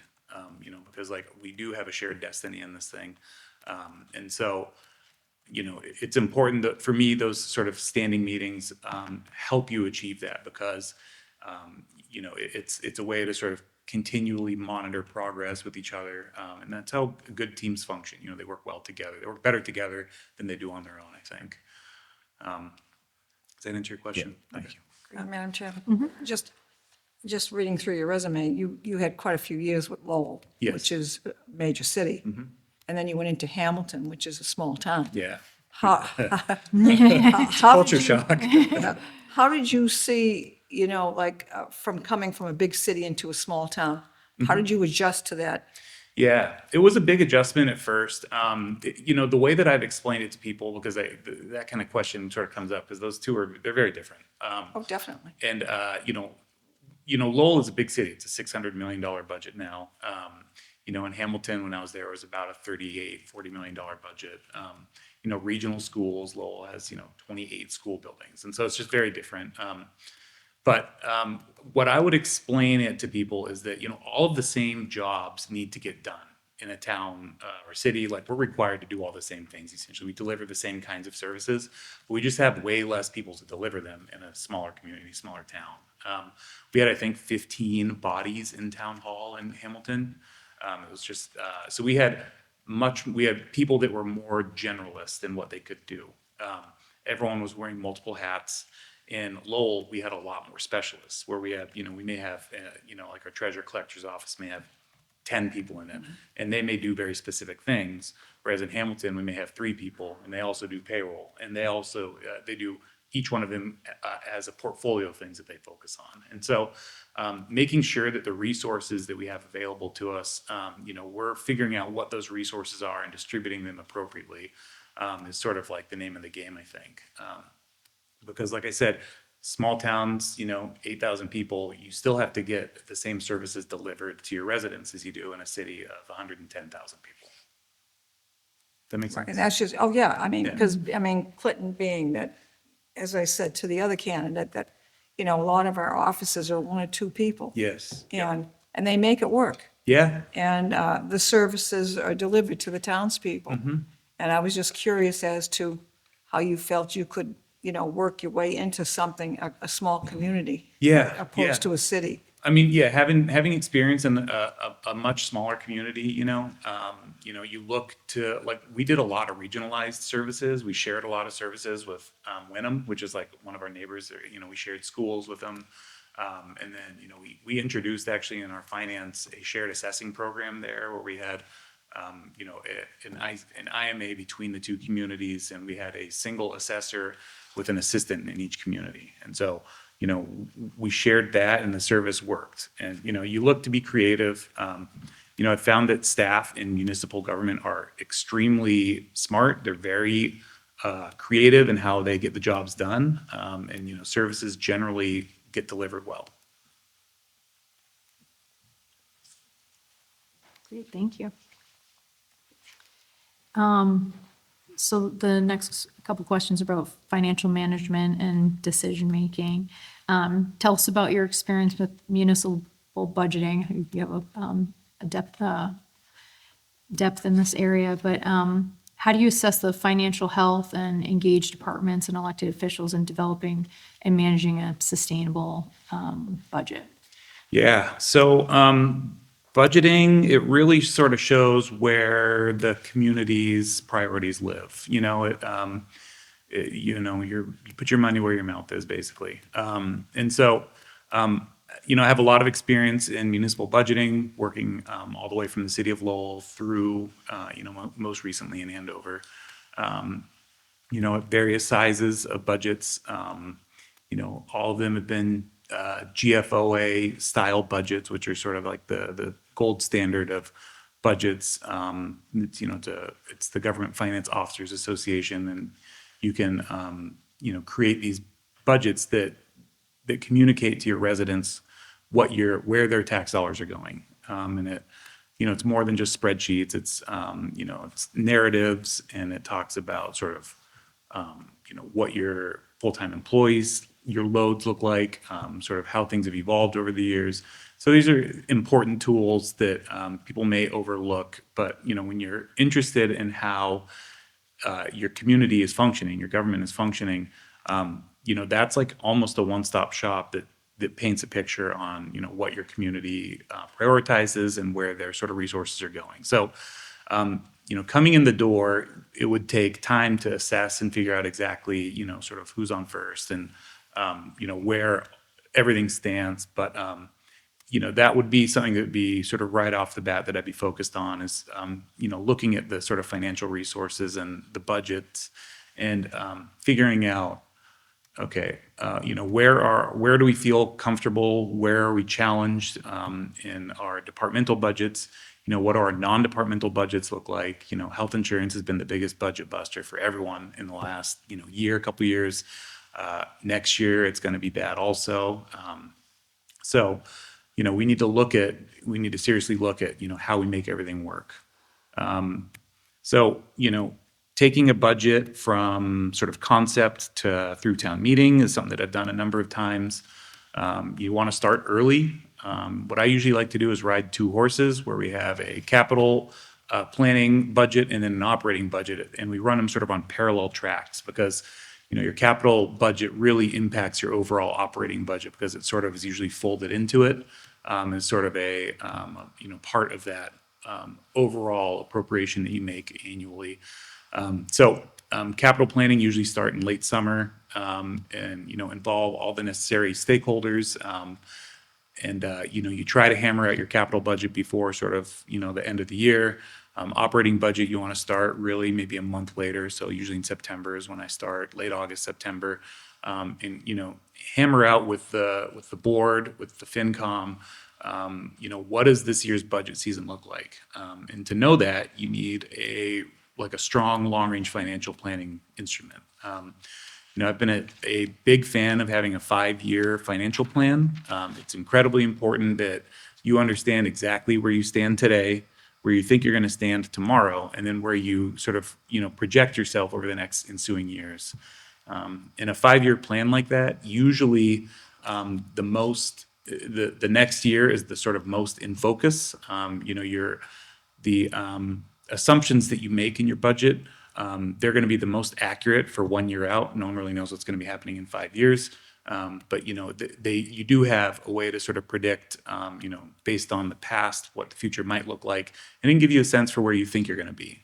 You do that with both your revenues and your expenditures, and then you see, all right, this is how we think we're going to look in 2 or 3 years, and it'll let you make decisions now in the ensuing year that will then hopefully help lead you to success in future years. So there's all these sort of different pieces of the municipal budgeting sort of experience that tie together and play a part in it.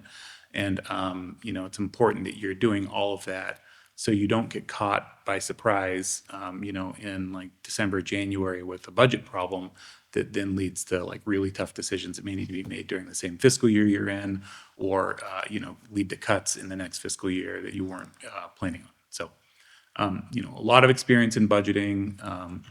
What I've found is that being direct with people and being very transparent at every level is the easiest way to succeed when you're budgeting.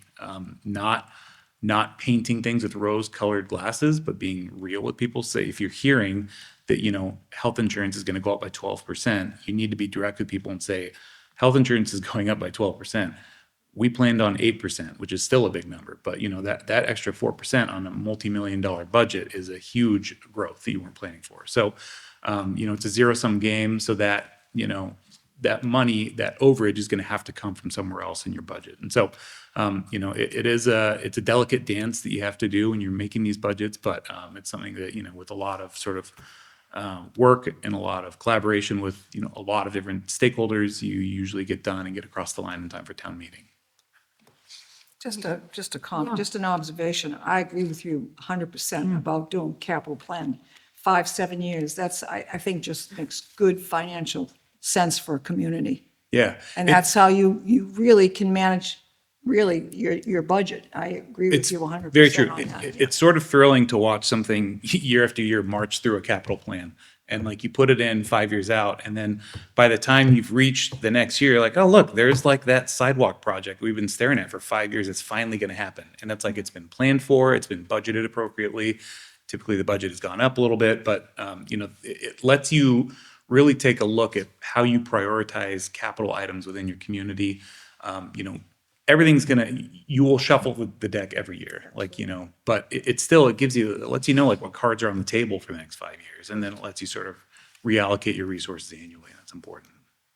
It may not work out exactly how you anticipated, You- right. but it's still a plan. Yeah, I It's mean, you still a hope, plan. yeah, Absolutely. exactly. And you know that if you have to push something, you can push it out 1 or 2 years maybe. You're not gonna just like, you know, like cross it out. You're gonna just shift it out, you know? Yeah, the next question is about how you would advise our finance committee that is appointed by our town moderator, so they're Okay. volunteers. And the select board about making difficult choices regarding the budget. You kind of said you were direct and, Sure, yeah. I've worked with a number of different finance committees. yeah. Arlington has a 21-member finance committee that's elected. So it's a big, difficult finance committee with a lot of really very smart people, big opinions. Some have been doing it for many years. Hamilton was a 5-member finance committee appointed by the moderator. You know, it was, both of them were very difficult and very rewarding in different ways to work with. You know, in Hamilton, we really became partners in developing the budget. And that became one of the sort of the most important relationships I had as the finance director, was working with the finance committee, you know, multiple times a week, in public sessions, you know, developing the budgets and like having these conversations and going through budget hearings with all our department heads. I mean, you really do sort of like forge these relationships when you're going through those trials together. They can be difficult, and you know, because department heads, they know sort of what sort of resources they need to succeed, and it's difficult for them oftentimes to be told, no, we don't have the ability to afford that, but we can be creative and, you know, try to help in other ways.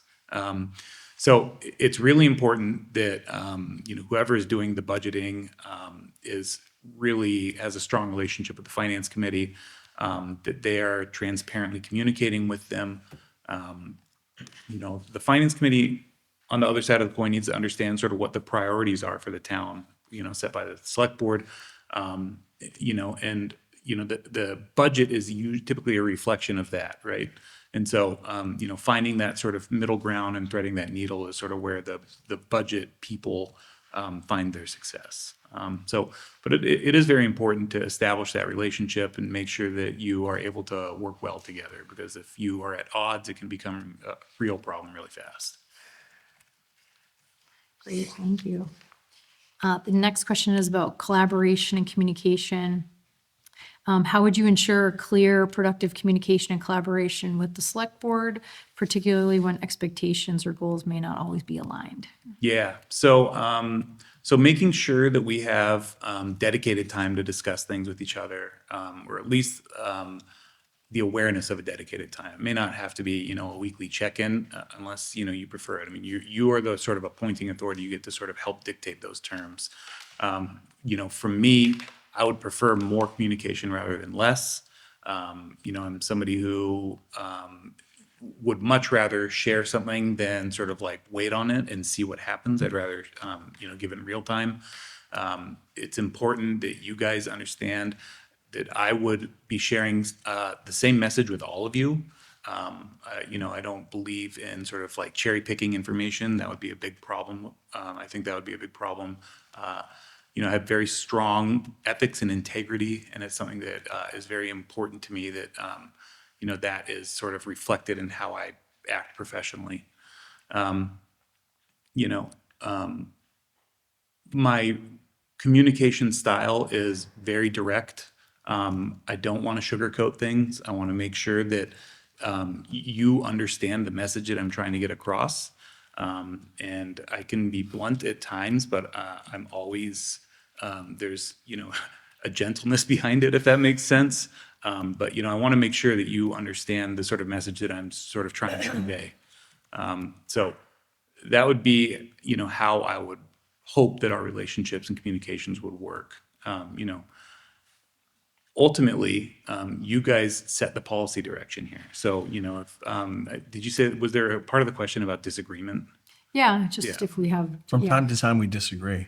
Shocker, right? And Which I was going to Yeah. say, I do think we were very professional, but that, we do at times. it happens. Yeah. Conflict happens, disagreements happen, being able to rise above it. From my perspective, moving with the majority would be obviously like how I would have to act. That's what I would be beholden to do, is enact sort of what the majority's wishes were.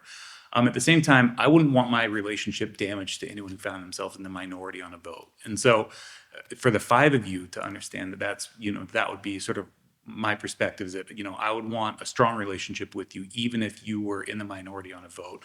That's important to me, to sort of, to let you know that.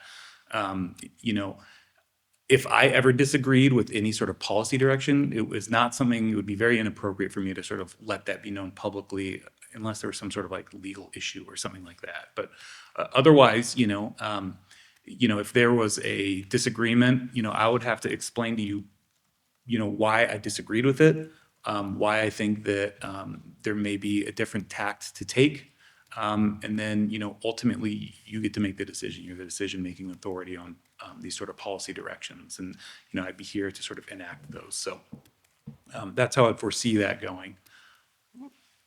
And in past roles, how have you kept employees, partners, and even citizens informed about municipal matters that relate to them? Yeah. The last 5 years have really been, like I said, finance focused. I sit on the MGFOA's board. And so I'm really acutely aware of sort of what sort of financial issues are going on around the state, what kinds of things might be coming down the pike, what kind of changes might be coming, what kind of problems or good things might be coming down the road for us. And so, I've always viewed it as my role when I was the finance director or the CFO sort of type at my monthly finance team meetings to inform and make sure that all of my people understood sort of the dynamic environment that we live in for municipal finance. It's always important that you're communicating with your team. You're being a good partner, collaborating. I played a lot of team sports growing up. It's something that's like those values sort of were instilled in me, being a leader sort of on the field, on the court. That starts with communication, and it ends with teamwork, and success usually. So, being able to work together, it starts with communication, collaboration, partnership, and making sure that sort of everyone feels valued. All members of the team sort of can be heard. So that's where I would go with that. Thank you. I sneak in, just regarding the public, and I realize you might not have a lot of experience, but like, especially as a finance person, people are less engaged now, seemingly more than ever, yet very opinionated in places like social media and things like that. How do you, do you engage? I'm not saying you personally, but like, would your town hall engage with that stuff? How would you keep correct false narratives like that, especially regarding budgets? Yeah. The false narrative can be really difficult because somebody can throw something out. Like everyone has an amplifier now. Whereas in the past, before social media, somebody could just be shouting into the void, no one would hear it. Now somebody can throw something on Facebook and it can kind of grow legs, and like people will believe it because it's written. And so, having a communications presence is very important. You don't want to get into the weeds. You don't want to start fighting back per se, but, maintaining your own strong, positive voice and being a trusted information source is very important. Sort of maintaining strong communication channels on social media is very important. If you need to push out press releases, that's, important also. But, the residents, you owe it, as an administration, we would owe it to the residents to provide, real information to them. A lot of people get their information through social media nowadays, so, making sure that those channels are active. If they're not active, establishing them and making sure that there's the appropriate amount of content. You don't want to be pushing stuff out every few hours, but, unless you're in an emergency. Yeah. But, making sure that you're pushing out the appropriate amount of communications, and, you become, that trust sort of grows over time when, your residents know that they can go to your Facebook page and, look back and say, all right, this is what happened, on this sort of period of time at Town Hall. Thank you. Next question is about economic development. So recently, one of our largest taxpayers, Jabil, announced that they're closing most of their manufacturing operations in Clinton. What experience would you bring to lead the effort of redevelopment of this critical downtown area while ensuring the plan is in the best interest of the town? Yeah, so it's going to be a big change. It wasn't easy to figure out exactly sort of what the impact would be, but, I thought I saw 900 employees, at that, is it Jabil or Jabil? It's Jabil. Jabil, there you go. Jabil. We all, fumbled Yeah. through it. And, a lot of the people, they may not necessarily be losing their jobs. Don't really know because they have a manufacturing facility in Devens. So a lot of them may be moving, but, either way, that creates a vacancy in like a major mill building that's like right over there. Yep. It's right there. And so, that's an anchor of your downtown. I thought I saw that there may be a developer that has like a first right of refusal on the building. I don't know like what the sort of ins and outs of that look like. So figuring out, getting on the phone with Jabil and figuring out what exactly is going on. Are they going to maintain any presence here? Are they going to pull everything out? So depending on what they do, pulling in state partners, figuring out, all right, who regionally and at the state, can help us. How can we figure out what we're going to do? How are we going to develop this? Do we need to redevelop it? Do we just need a new tenant to come in? One thing that I've done with a lot of success is work on tax increment financing deals, so TIFs. And those are ways to incentivize businesses to come in and occupy open space. That's an interesting instrument, and I don't know if you guys have done them here before, but looking at, how we could incentivize different sort of tax structures to bring somebody in, that would be interesting. Working with, you have a community and economic development person here, they would be really key to the success. You also have, I think, a downtown consultant, so making sure that the vision is aligned with, with the board, with the professional staff, and then figuring out, okay, this is, these are the sort of players that we want to have involved in these conversations, and then really, get after it and figure out how we can get into that space and build some momentum moving forward in there. Generally, for economic development, I think you've done a fantastic job with downtown.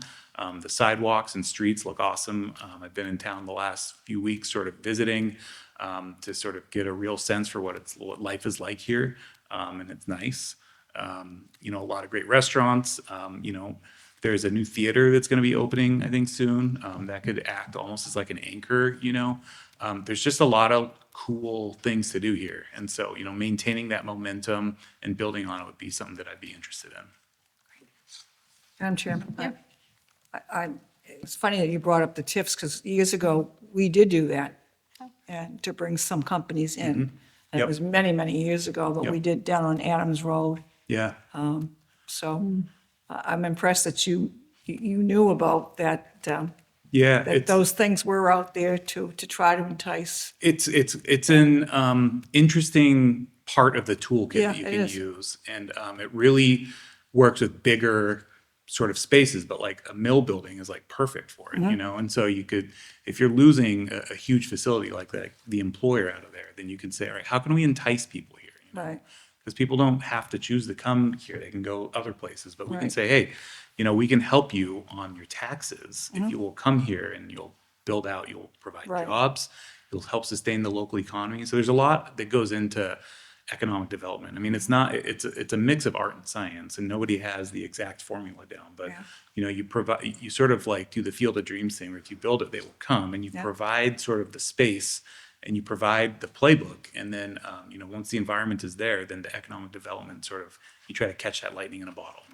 I mean, I haven't even heard that mentioned for 30 years. To be honest with you, so I was impressed. I know. Yes. Next question is about large-scale projects. So Clinton is currently involved in its largest capital project ever with the construction of a new middle school. With other potential projects on the horizon, including a new library and solar array farm, can you provide an example of a time when you successfully managed like a large-scale project or initiative such as these? Yeah, so I have actually a lot of experience with MSBA projects, sort of at different levels, different kinds of projects. I'll start in the city of Lowell. We had, they had what was called the accelerated, well, before that, they had the green repair program, and then that morphed into the accelerated repair program.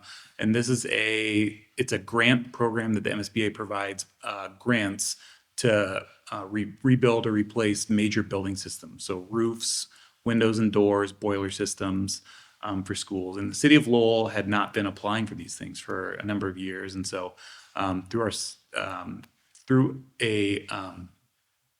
we commissioned a study on all of our buildings, a buildings condition study. So like I said earlier, we had 28 school buildings, so a big portfolio of buildings, a number of other municipal buildings. We had, I think, all in like over 100 individual buildings, including some, you know, our high school, which is huge, and, you know, like pump stations, which are smaller. But so anyways, we figured out the conditions of all of our buildings. In doing that, we figured out how old all of our roofs were, all of our boilers were.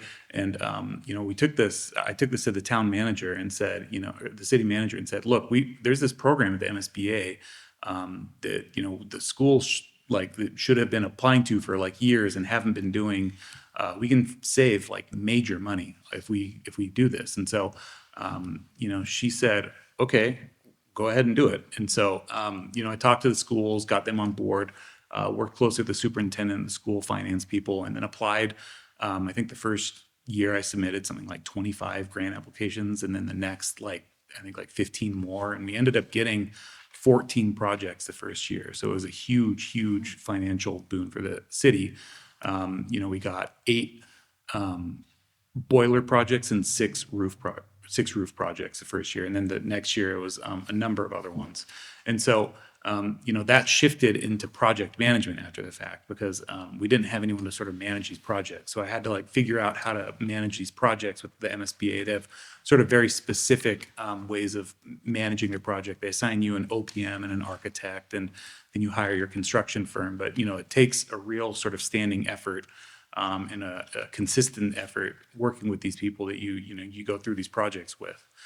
So fast forward to when I got to Arlington, they were in the middle. So maybe I should rewind a little bit more. In Lowell, we were applying at that point in time for what's called a core program project, which is a new school build. And so that's what you guys are in here. And so we were applying for our high school. And so I was on the sort of team of staff that really had to put that thing together. And that was it's a major, major project. It's like a $400 million high school now. And, you know, the numbers just keep going up on high schools. They're insane. And so then I get to Arlington. They're near the sort of on a similar track with Lowell, a little further ahead because Lowell was a 4-phase project and Arlington was less. And so I was on, you know, the school building committee there for the high school project, managing sort of the finance and the bonding for that. So we had to issue different tranches of debt every year to make sure that we could fund the project. We could pay our bills on time. So that took a lot of coordination. And then in Andover, we had just sort of wound down in a combined elementary and preschool MSBA project. So a lot of MSBA experience. Taking advantage of their grant programs, if you're able to, is hugely important. These are systems that if they're failing, they need to be replaced. You can't have classrooms that are frozen, or roofs that are leaking.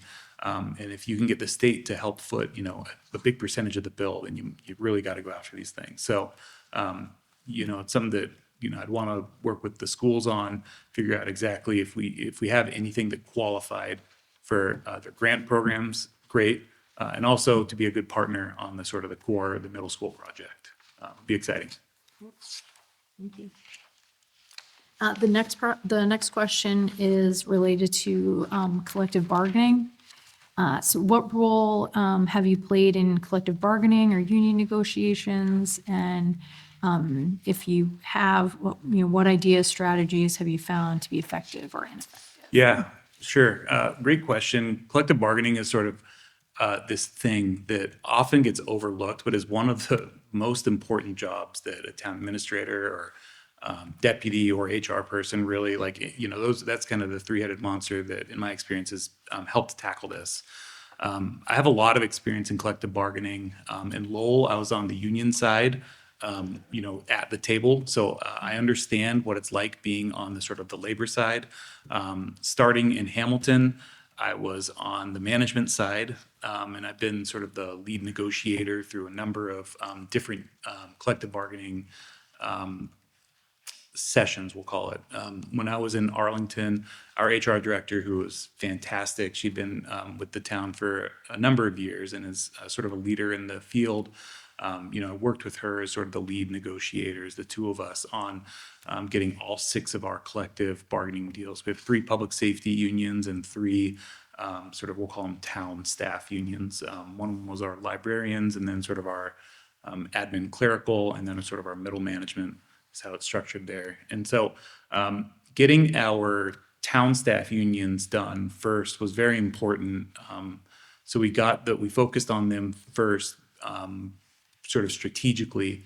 And we got our deals negotiated, done, and set in time for town meeting, which was great. So those deals, because they had all been they're coming to expiration. Our town meeting's in early April there. So getting those done while we're building, like in budget season, it's always been a challenge. So getting those done was great. Our public safety unions have the benefit of being able to go to the JLMC, which is the Joint Labor Management Committee. And so we were able to get a lot of great progress done, but we weren't able to get those units settled before we got to town meeting. So what that led to was JLMC involvement with all of those unions. And so a lot of experience at the JLMC, which is quite a process. It involves, various sort of mediators from the state who volunteer to represent, both the labor and the management side. You get into a room together, you try to hammer out a deal. If you're unable to do that, you move forward into deeper mediation, and then you move to arbitration, and you have a neutral third party that arbitrates and sort of tells you what the deal is going to be. So hopefully you never get to that point. But unfortunately, sometimes it does. Public safety units have the ability to go to the JLMC, and that's sort of the resource that they have available to them. And so it's important that, that everyone is aware of that. I've always found sort of when I'm at the table, it's important that I'm being, transparent, that I'm establishing good relationships with all of our, union leadership. One of our public safety units that we were at the JLMC with, that we were, sitting across the table from, he was one of their union leaders, was in grad school at the time. And he actually reached out and asked me for some help on some municipal finance homework that he had. And so we worked together on that, and that really helped build our relationship, I think. And so, taking the time to make meaningful relationships with these people is super important. There's some of the more critical relationships that like sort of upper management, town administrator, deputy town administrator, HR can have in their organization is with union leadership, because you really want to have harmony with your staff. And if you don't, then it can lead to sort of bigger problems that can sort of fester. So that's something that I've prided myself on is, building those relationships. I'm still close with a lot of the people that I sat across the table from in Arlington. And I haven't worked there in quite a while now. And so, that's something that's sort of I pride myself on. Madam Chair? Yeah. In any of those towns, Alex, did they use legal counsel? Yes. Firms, yeah. Yeah, so we didn't always, just to sort of try to keep the bills down, we had outside labor counsel. And so to try to, those are expensive. Every hour is, it adds up in a hurry. And so we tried to not use labor counsel until we had to. And then it was strategically. And so, if we were able to get these deals done without having our attorneys present, then that's fantastic. That's a big win. That shows a mutual trust between us and our unions. If we need to get the attorneys involved, then it costs everyone more money. And that's just money that, honestly could be going to them through a deal, is now we're paying our lawyers to help us hammer something out. We're going to have to pay them anyways, so. Just a follow-up on that. In the contract negotiations, for the language, would it be the legal staff that would oversee the language that was in your Yeah. contract? Yeah, so what we would do is we'd meet early and we'd set up ground rules for the negotiation. And, so we would say, this is what we're going to do. This is who is going to be allowed to be at the table. This is sort of what the bargaining sessions will look like. And then if we can get to a deal, if we can agree to, what the union is bringing to the table and what management is bringing to the table, if we can hammer out sort of in principle what we're going to do, at that point in time, then we would bring in labor counsel and they'd help us forge those into the union contracts or the MOAs or whatever the instrument was. So it sort of depends. Keep them out until they have to come in, though, is sort of the move there, because it's a few $100 an hour, it really adds up in a hurry. Definitely. Yeah. Thank you. Thank you. The next one, we've touched upon ethics before, but this one's about ethics and integrity. How do you ensure transparency and accountability in municipal operations? And what steps would you take as town administrator to foster public trust? Yeah, so everything we do here is public, right? It's all, anytime you produce something in writing, it's a public record. So sort of by definition, we need to be transparent. Anyone can ask for anything and you have to give it to them based on the public records for laws or almost anything. And so, I'm a big believer in transparency. There are certain exceptions to that where it may become advantageous to not be transparent, and legally you can keep things, but generally you want to be as transparent as possible. There is an ethical issue here that you owe it to your residents to be transparent. This is we're working with sort of the public's money here, and we owe them a debt to be transparent with them and to tell the truth. It's kind of amazing what happens when you just tell the truth all the time. It makes life generally easier. People typically can accept and digest the truth, and it's important that you tell it. And so being transparent is, sort of part of my ethos, I guess. What was the rest of your question? I'm sorry. Just how do you ensure transparency and accountability, and then also foster public trust? Yeah. So really leading by example, modeling that sort of transparency, letting your employees know at staff meetings that, it's important that we know that we're transparent. So we, put information on the website. And, when somebody asks you for something, you have to give it to them. If it's a public record, we owe it to them. Obviously we have to go through certain channels and make sure that we're following the public records laws, and we should have a records access officer who would review these things and respond to them appropriately. But, it's important that that is instilled in the organization sort of from the top, and everyone needs to understand that we're playing by the same rules and we need to be held accountable in the same way. establishing and building on public trust, that just comes with time. You have to be transparent, you have to tell the truth, and you have to sort of show a little humility to your residents. When you're at town meeting, if you get a difficult question, you have to sit up there and face the music and answer to the best of your ability and then sort of move on. And people will understand, I think it does, people do start to gain that respect if you go through those hard times sort of in these sorts of public settings. That does build trust when they see you sort of struggling up there, but still delivering. And it's important that, you guys have all gone through this a number of times. When you're at a difficult town meeting or a difficult select board meeting, going through that is something that helps to build trust, I think. And so it's important to model it, to make sure that your staff understand that that is an expectation, that they are being transparent and truthful.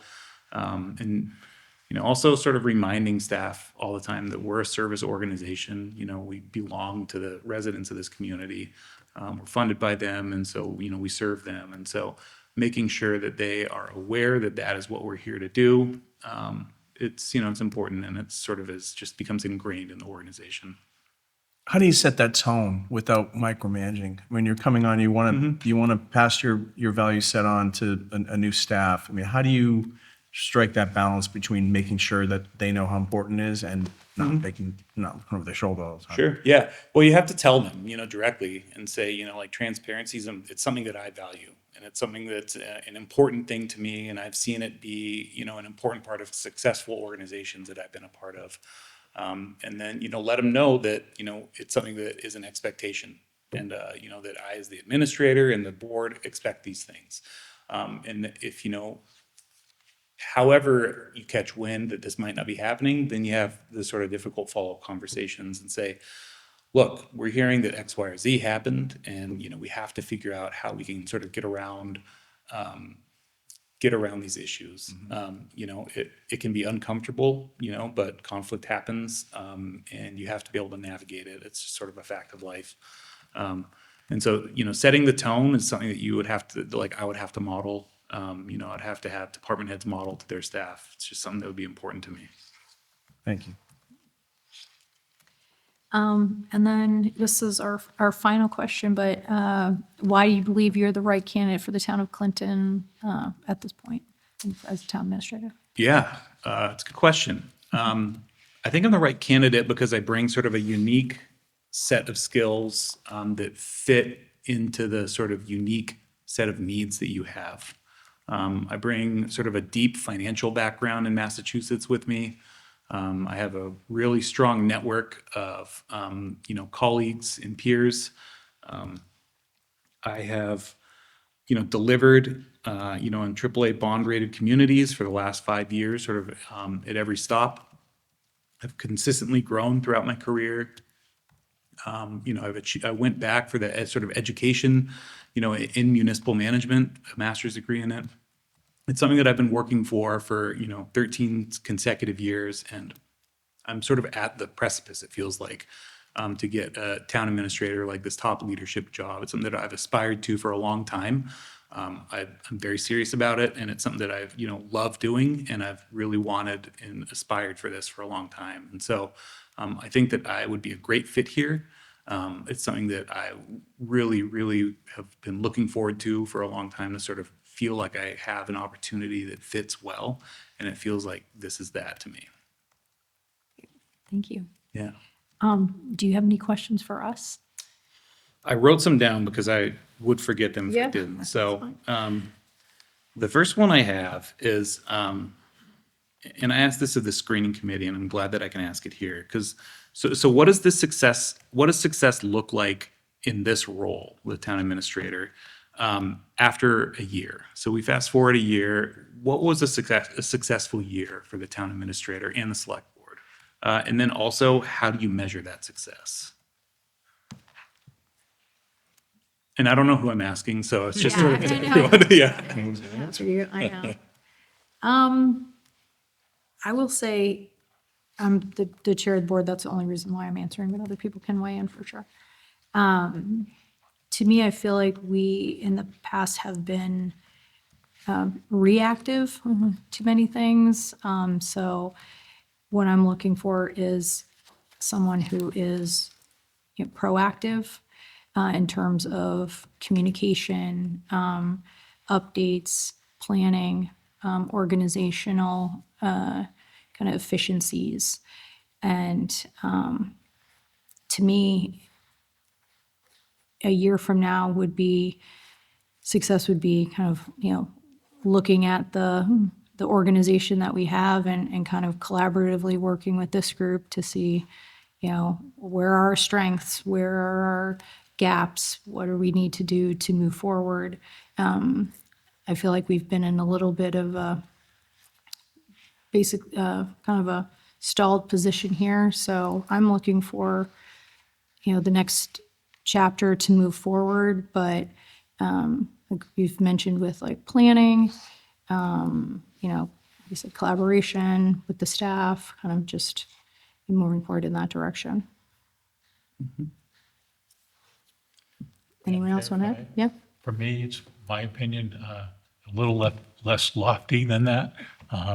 That's a lot of work, and I'd love to see that happen, but the essential thing I see is getting us fully staffed. We have a lot of gaps, and not just in administration. We have a huge deficit of employees at the fire department, and that needs to be expedited. And just getting those positions staffed with the right people across the board would go a long ways towards moving towards the goals that Julie just mentioned. A year goes by pretty quick. Yeah, Go by in a flash. Yeah. I aim high. Back here, like cranking on the FY '28 budget before we know it. Yeah, for sure. Yeah. Okay, if I may, are there any capital budget or operational issues that are coming to a head in the near term that I should know about if I was walking in the door? Madam Chair, no, Yes. just- Yeah, you're a No, good I person to- think honestly, we had a great free cash number this year. I know the Finance Committee is asking for level funding, minus 3%, excuse me, because we are in the budget process right now. Right. But our bond rating is great. I think that from a standpoint of a community, I think we've done very well. And again, we're building a new middle school, and the town was very supportive. And I think we've got a great little town, and I think from a financial standpoint, I think we're in as good shape as any community around us, honestly. So, again, in answering for our administrator, he's not here, but I think he, with his staff, has done a great job in accomplishing our financial stability. That's great. Yeah. Yeah, we dodged a bullet with insurance this year, so. Yeah. We've had double digits and close to that in the past couple, like everybody. For some reason, we lucked out. Well, they Overcharged us last year and now they're, yeah, So we've got a Yeah. zero this year. What? yeah. Sorry, yeah. Well, don't, we took a hit. Paid for it last year. Yeah, Prepaid, that's what it really yeah. That's amazing though, because that can crush a budget.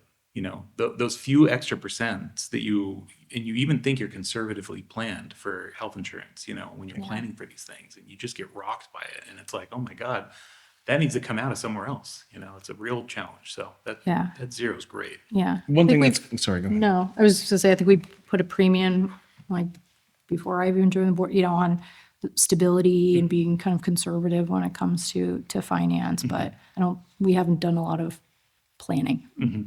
So, And we also, just, Madam Chair, we have been, as a board, putting money every year into the stabilization fund Yeah. to try to keep maintaining at that 5%, which of course is Right. beneficial when you're going out to borrow money. So Yeah. I just think from a financial standpoint, we've done pretty good. Yeah.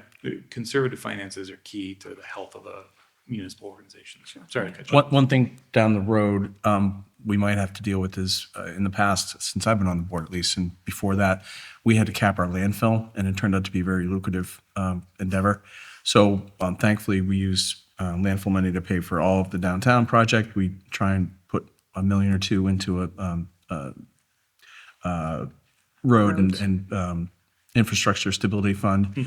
So most of that's been paid out of the landfill Golden Goose, but we've capped it now. And so, we're just going to have to work on managing that and stretching it out because Chapter 70 is not going to, or 90 is not getting us where we need to be. So Right.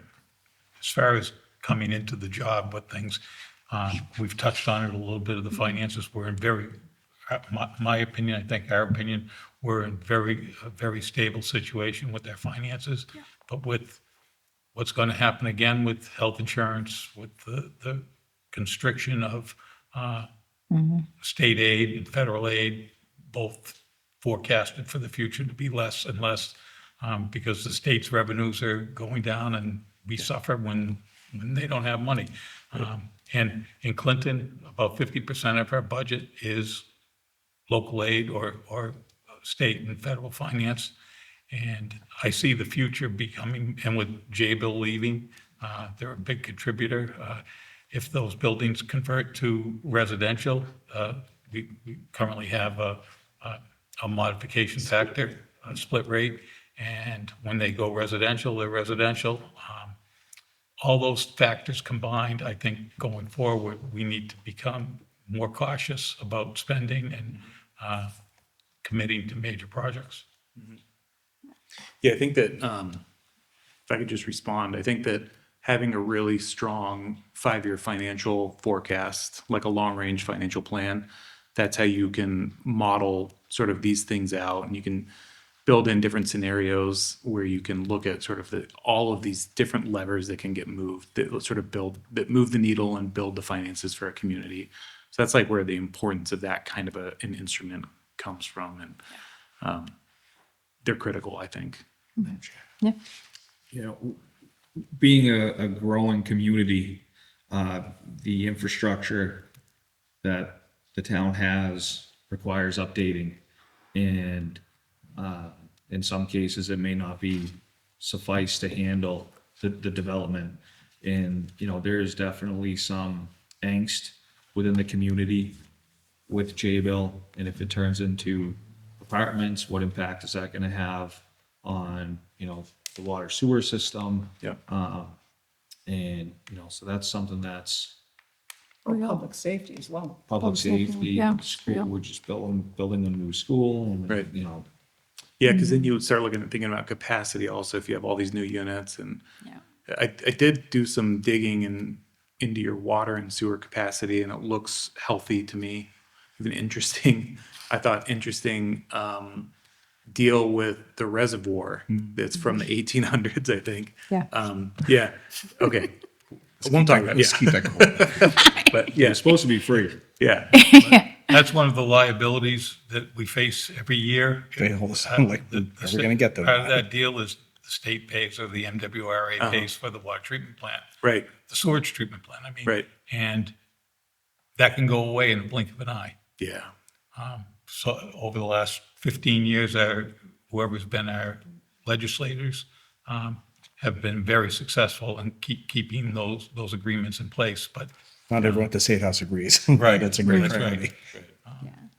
and the MWRA communities that are paying for this, they have a lot of state reps and a lot of state senators who there's no value to them in honoring that agreement. So it can disappear as soon as things get tighter and tighter down there. But they did try that once already, Bill, and it cost us a lot of money to fight it. And the state Supreme Court said they would hear our case, and Mass Water Resources backed off because we had a lot of that went with the agreement. So I think we're in a good place in the future.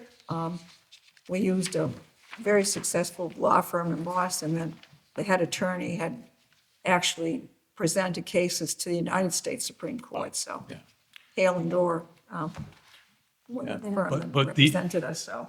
That agreement is still subject to appropriation by the Oh, it legislature. is, the 500,000. Just one time. Absolutely, our state senator and state rep have to get that in the budget every year, no question about it.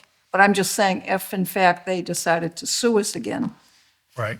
we have all that information and, Yep. But those are some, Not to say they wouldn't, Bill, I agree with I you guess everything's up for 100%. grabs every year, right? Yeah. Who knows what they're gonna do down in Boston? Yeah, yeah. If I could ask one more question.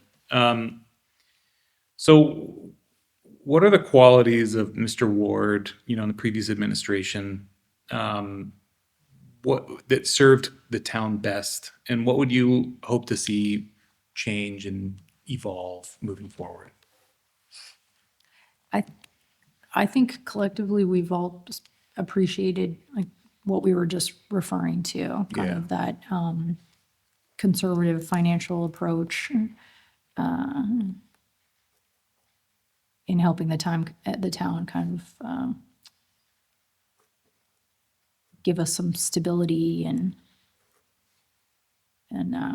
so I think that's what I would say would appreciate the most about his tenure here.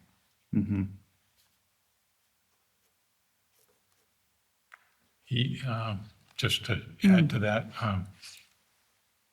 the town relied on him to fill just about every role. We, 5 years ago, we didn't have an HR director, we didn't have a facility department. At that time, the superintendent of schools, town administrator, they were all responsible for their specific buildings. They had to be competent in building management and those types of things. What else? What other positions have we, the ATA and, Yeah, he really took us from like a 3-person select board. You know, there were a couple town administrators beforehand, but he, you know, he's as responsible for anybody for building the government as we know it right now. So they're huge shoes to fill. But I think it's an opportunity that we haven't done this in 30 years. And there's, you know, these 2 conversations have been eye-opening for me, you know, to step up our game. And I'm interested in hearing what the next leader of the town has for how we can get better. Great. All right, I'm out of questions. Okay. Well, thank you so much for coming in. It was great to meet you. Thank you for applying. It's really, we're really happy to have strong candidates like you. It's been a Wanna work in pleasure. Clinton. Thank you Yeah. for the time and thanks for the opportunity. Yes. This big giant table between us, but. Thank you, thank you. Nice meeting you, Alex. Thank you, thank you.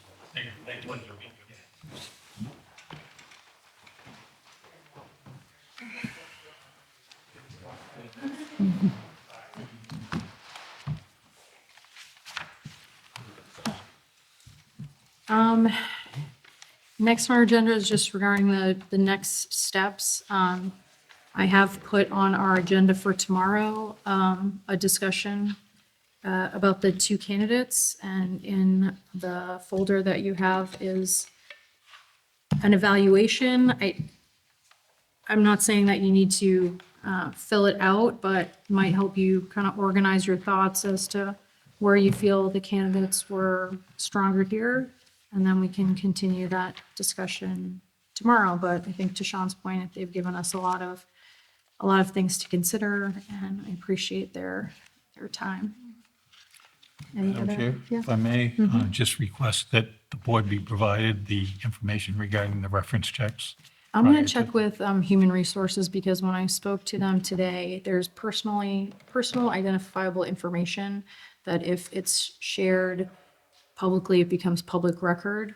As Steve said, that he has checked them, so I'm just trying to determine what I can send. If it needs to be redacted with their names, or, You mean the people that gave the references? yes. That's confidential information? Well, in my conversation with Human Resources, there's, again, personally identifiable information that becomes public once it's shared amongst us. So I'd like to consult with him. Again, in the morning. I would I appreciate don't think, knowing who gave the references. okay, That's, well, that's I don't know, I information. will follow up with him on our policy. We're talking about reference checks. And how there's personally identifiable information in there and related to, really, I mean, I'm not sure if it needs to be like redacted or what are typical policies for, I mean, yeah. I would know, like you said, we'd have to probably check with either, Ray or legal counsel as far as exactly how what version that would be shared in, because like I Right. said, I don't know. You know, I know that I asked them to provide references. And I spoke to him, I made the phone call, spoke to him. And, you know, none of them were like, they were all professional references, right? Colleagues or Right. former supervisors or people that worked with. So, you know, I'd say I went through, I would call it a pretty standard reference check. Right. They provided them, we called them, you know, every one of them I asked a standard question of, do you know of any reason not to hire this person? I asked a standard question of, if you had the opportunity to, would you hire this person again?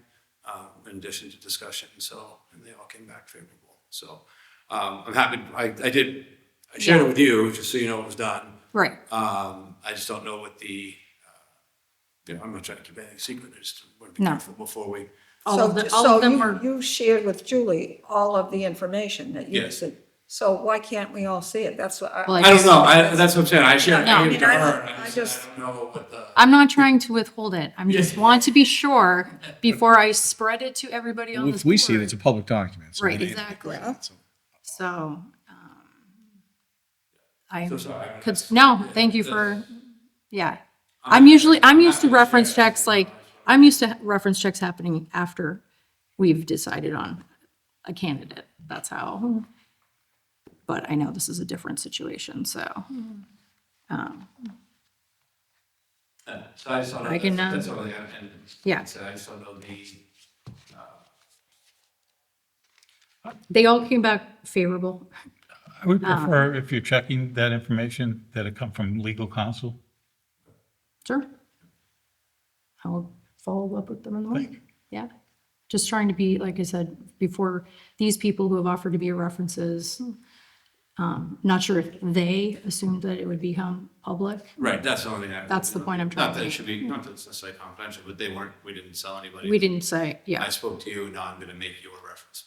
so-and-so is a reference for this person. I do, I yeah. mean, I know I've had calls many times by people that gave my name for a reference, and it's always been prior to the award of the position.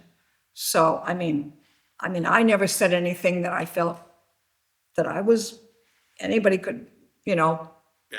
hear what I said, because, It's unique in the sense, yeah. it's even Yeah. like our search committee, you know, we had to post our meetings and Sure. and compile minutes, we did that kind of stuff, the most executive session minutes, but because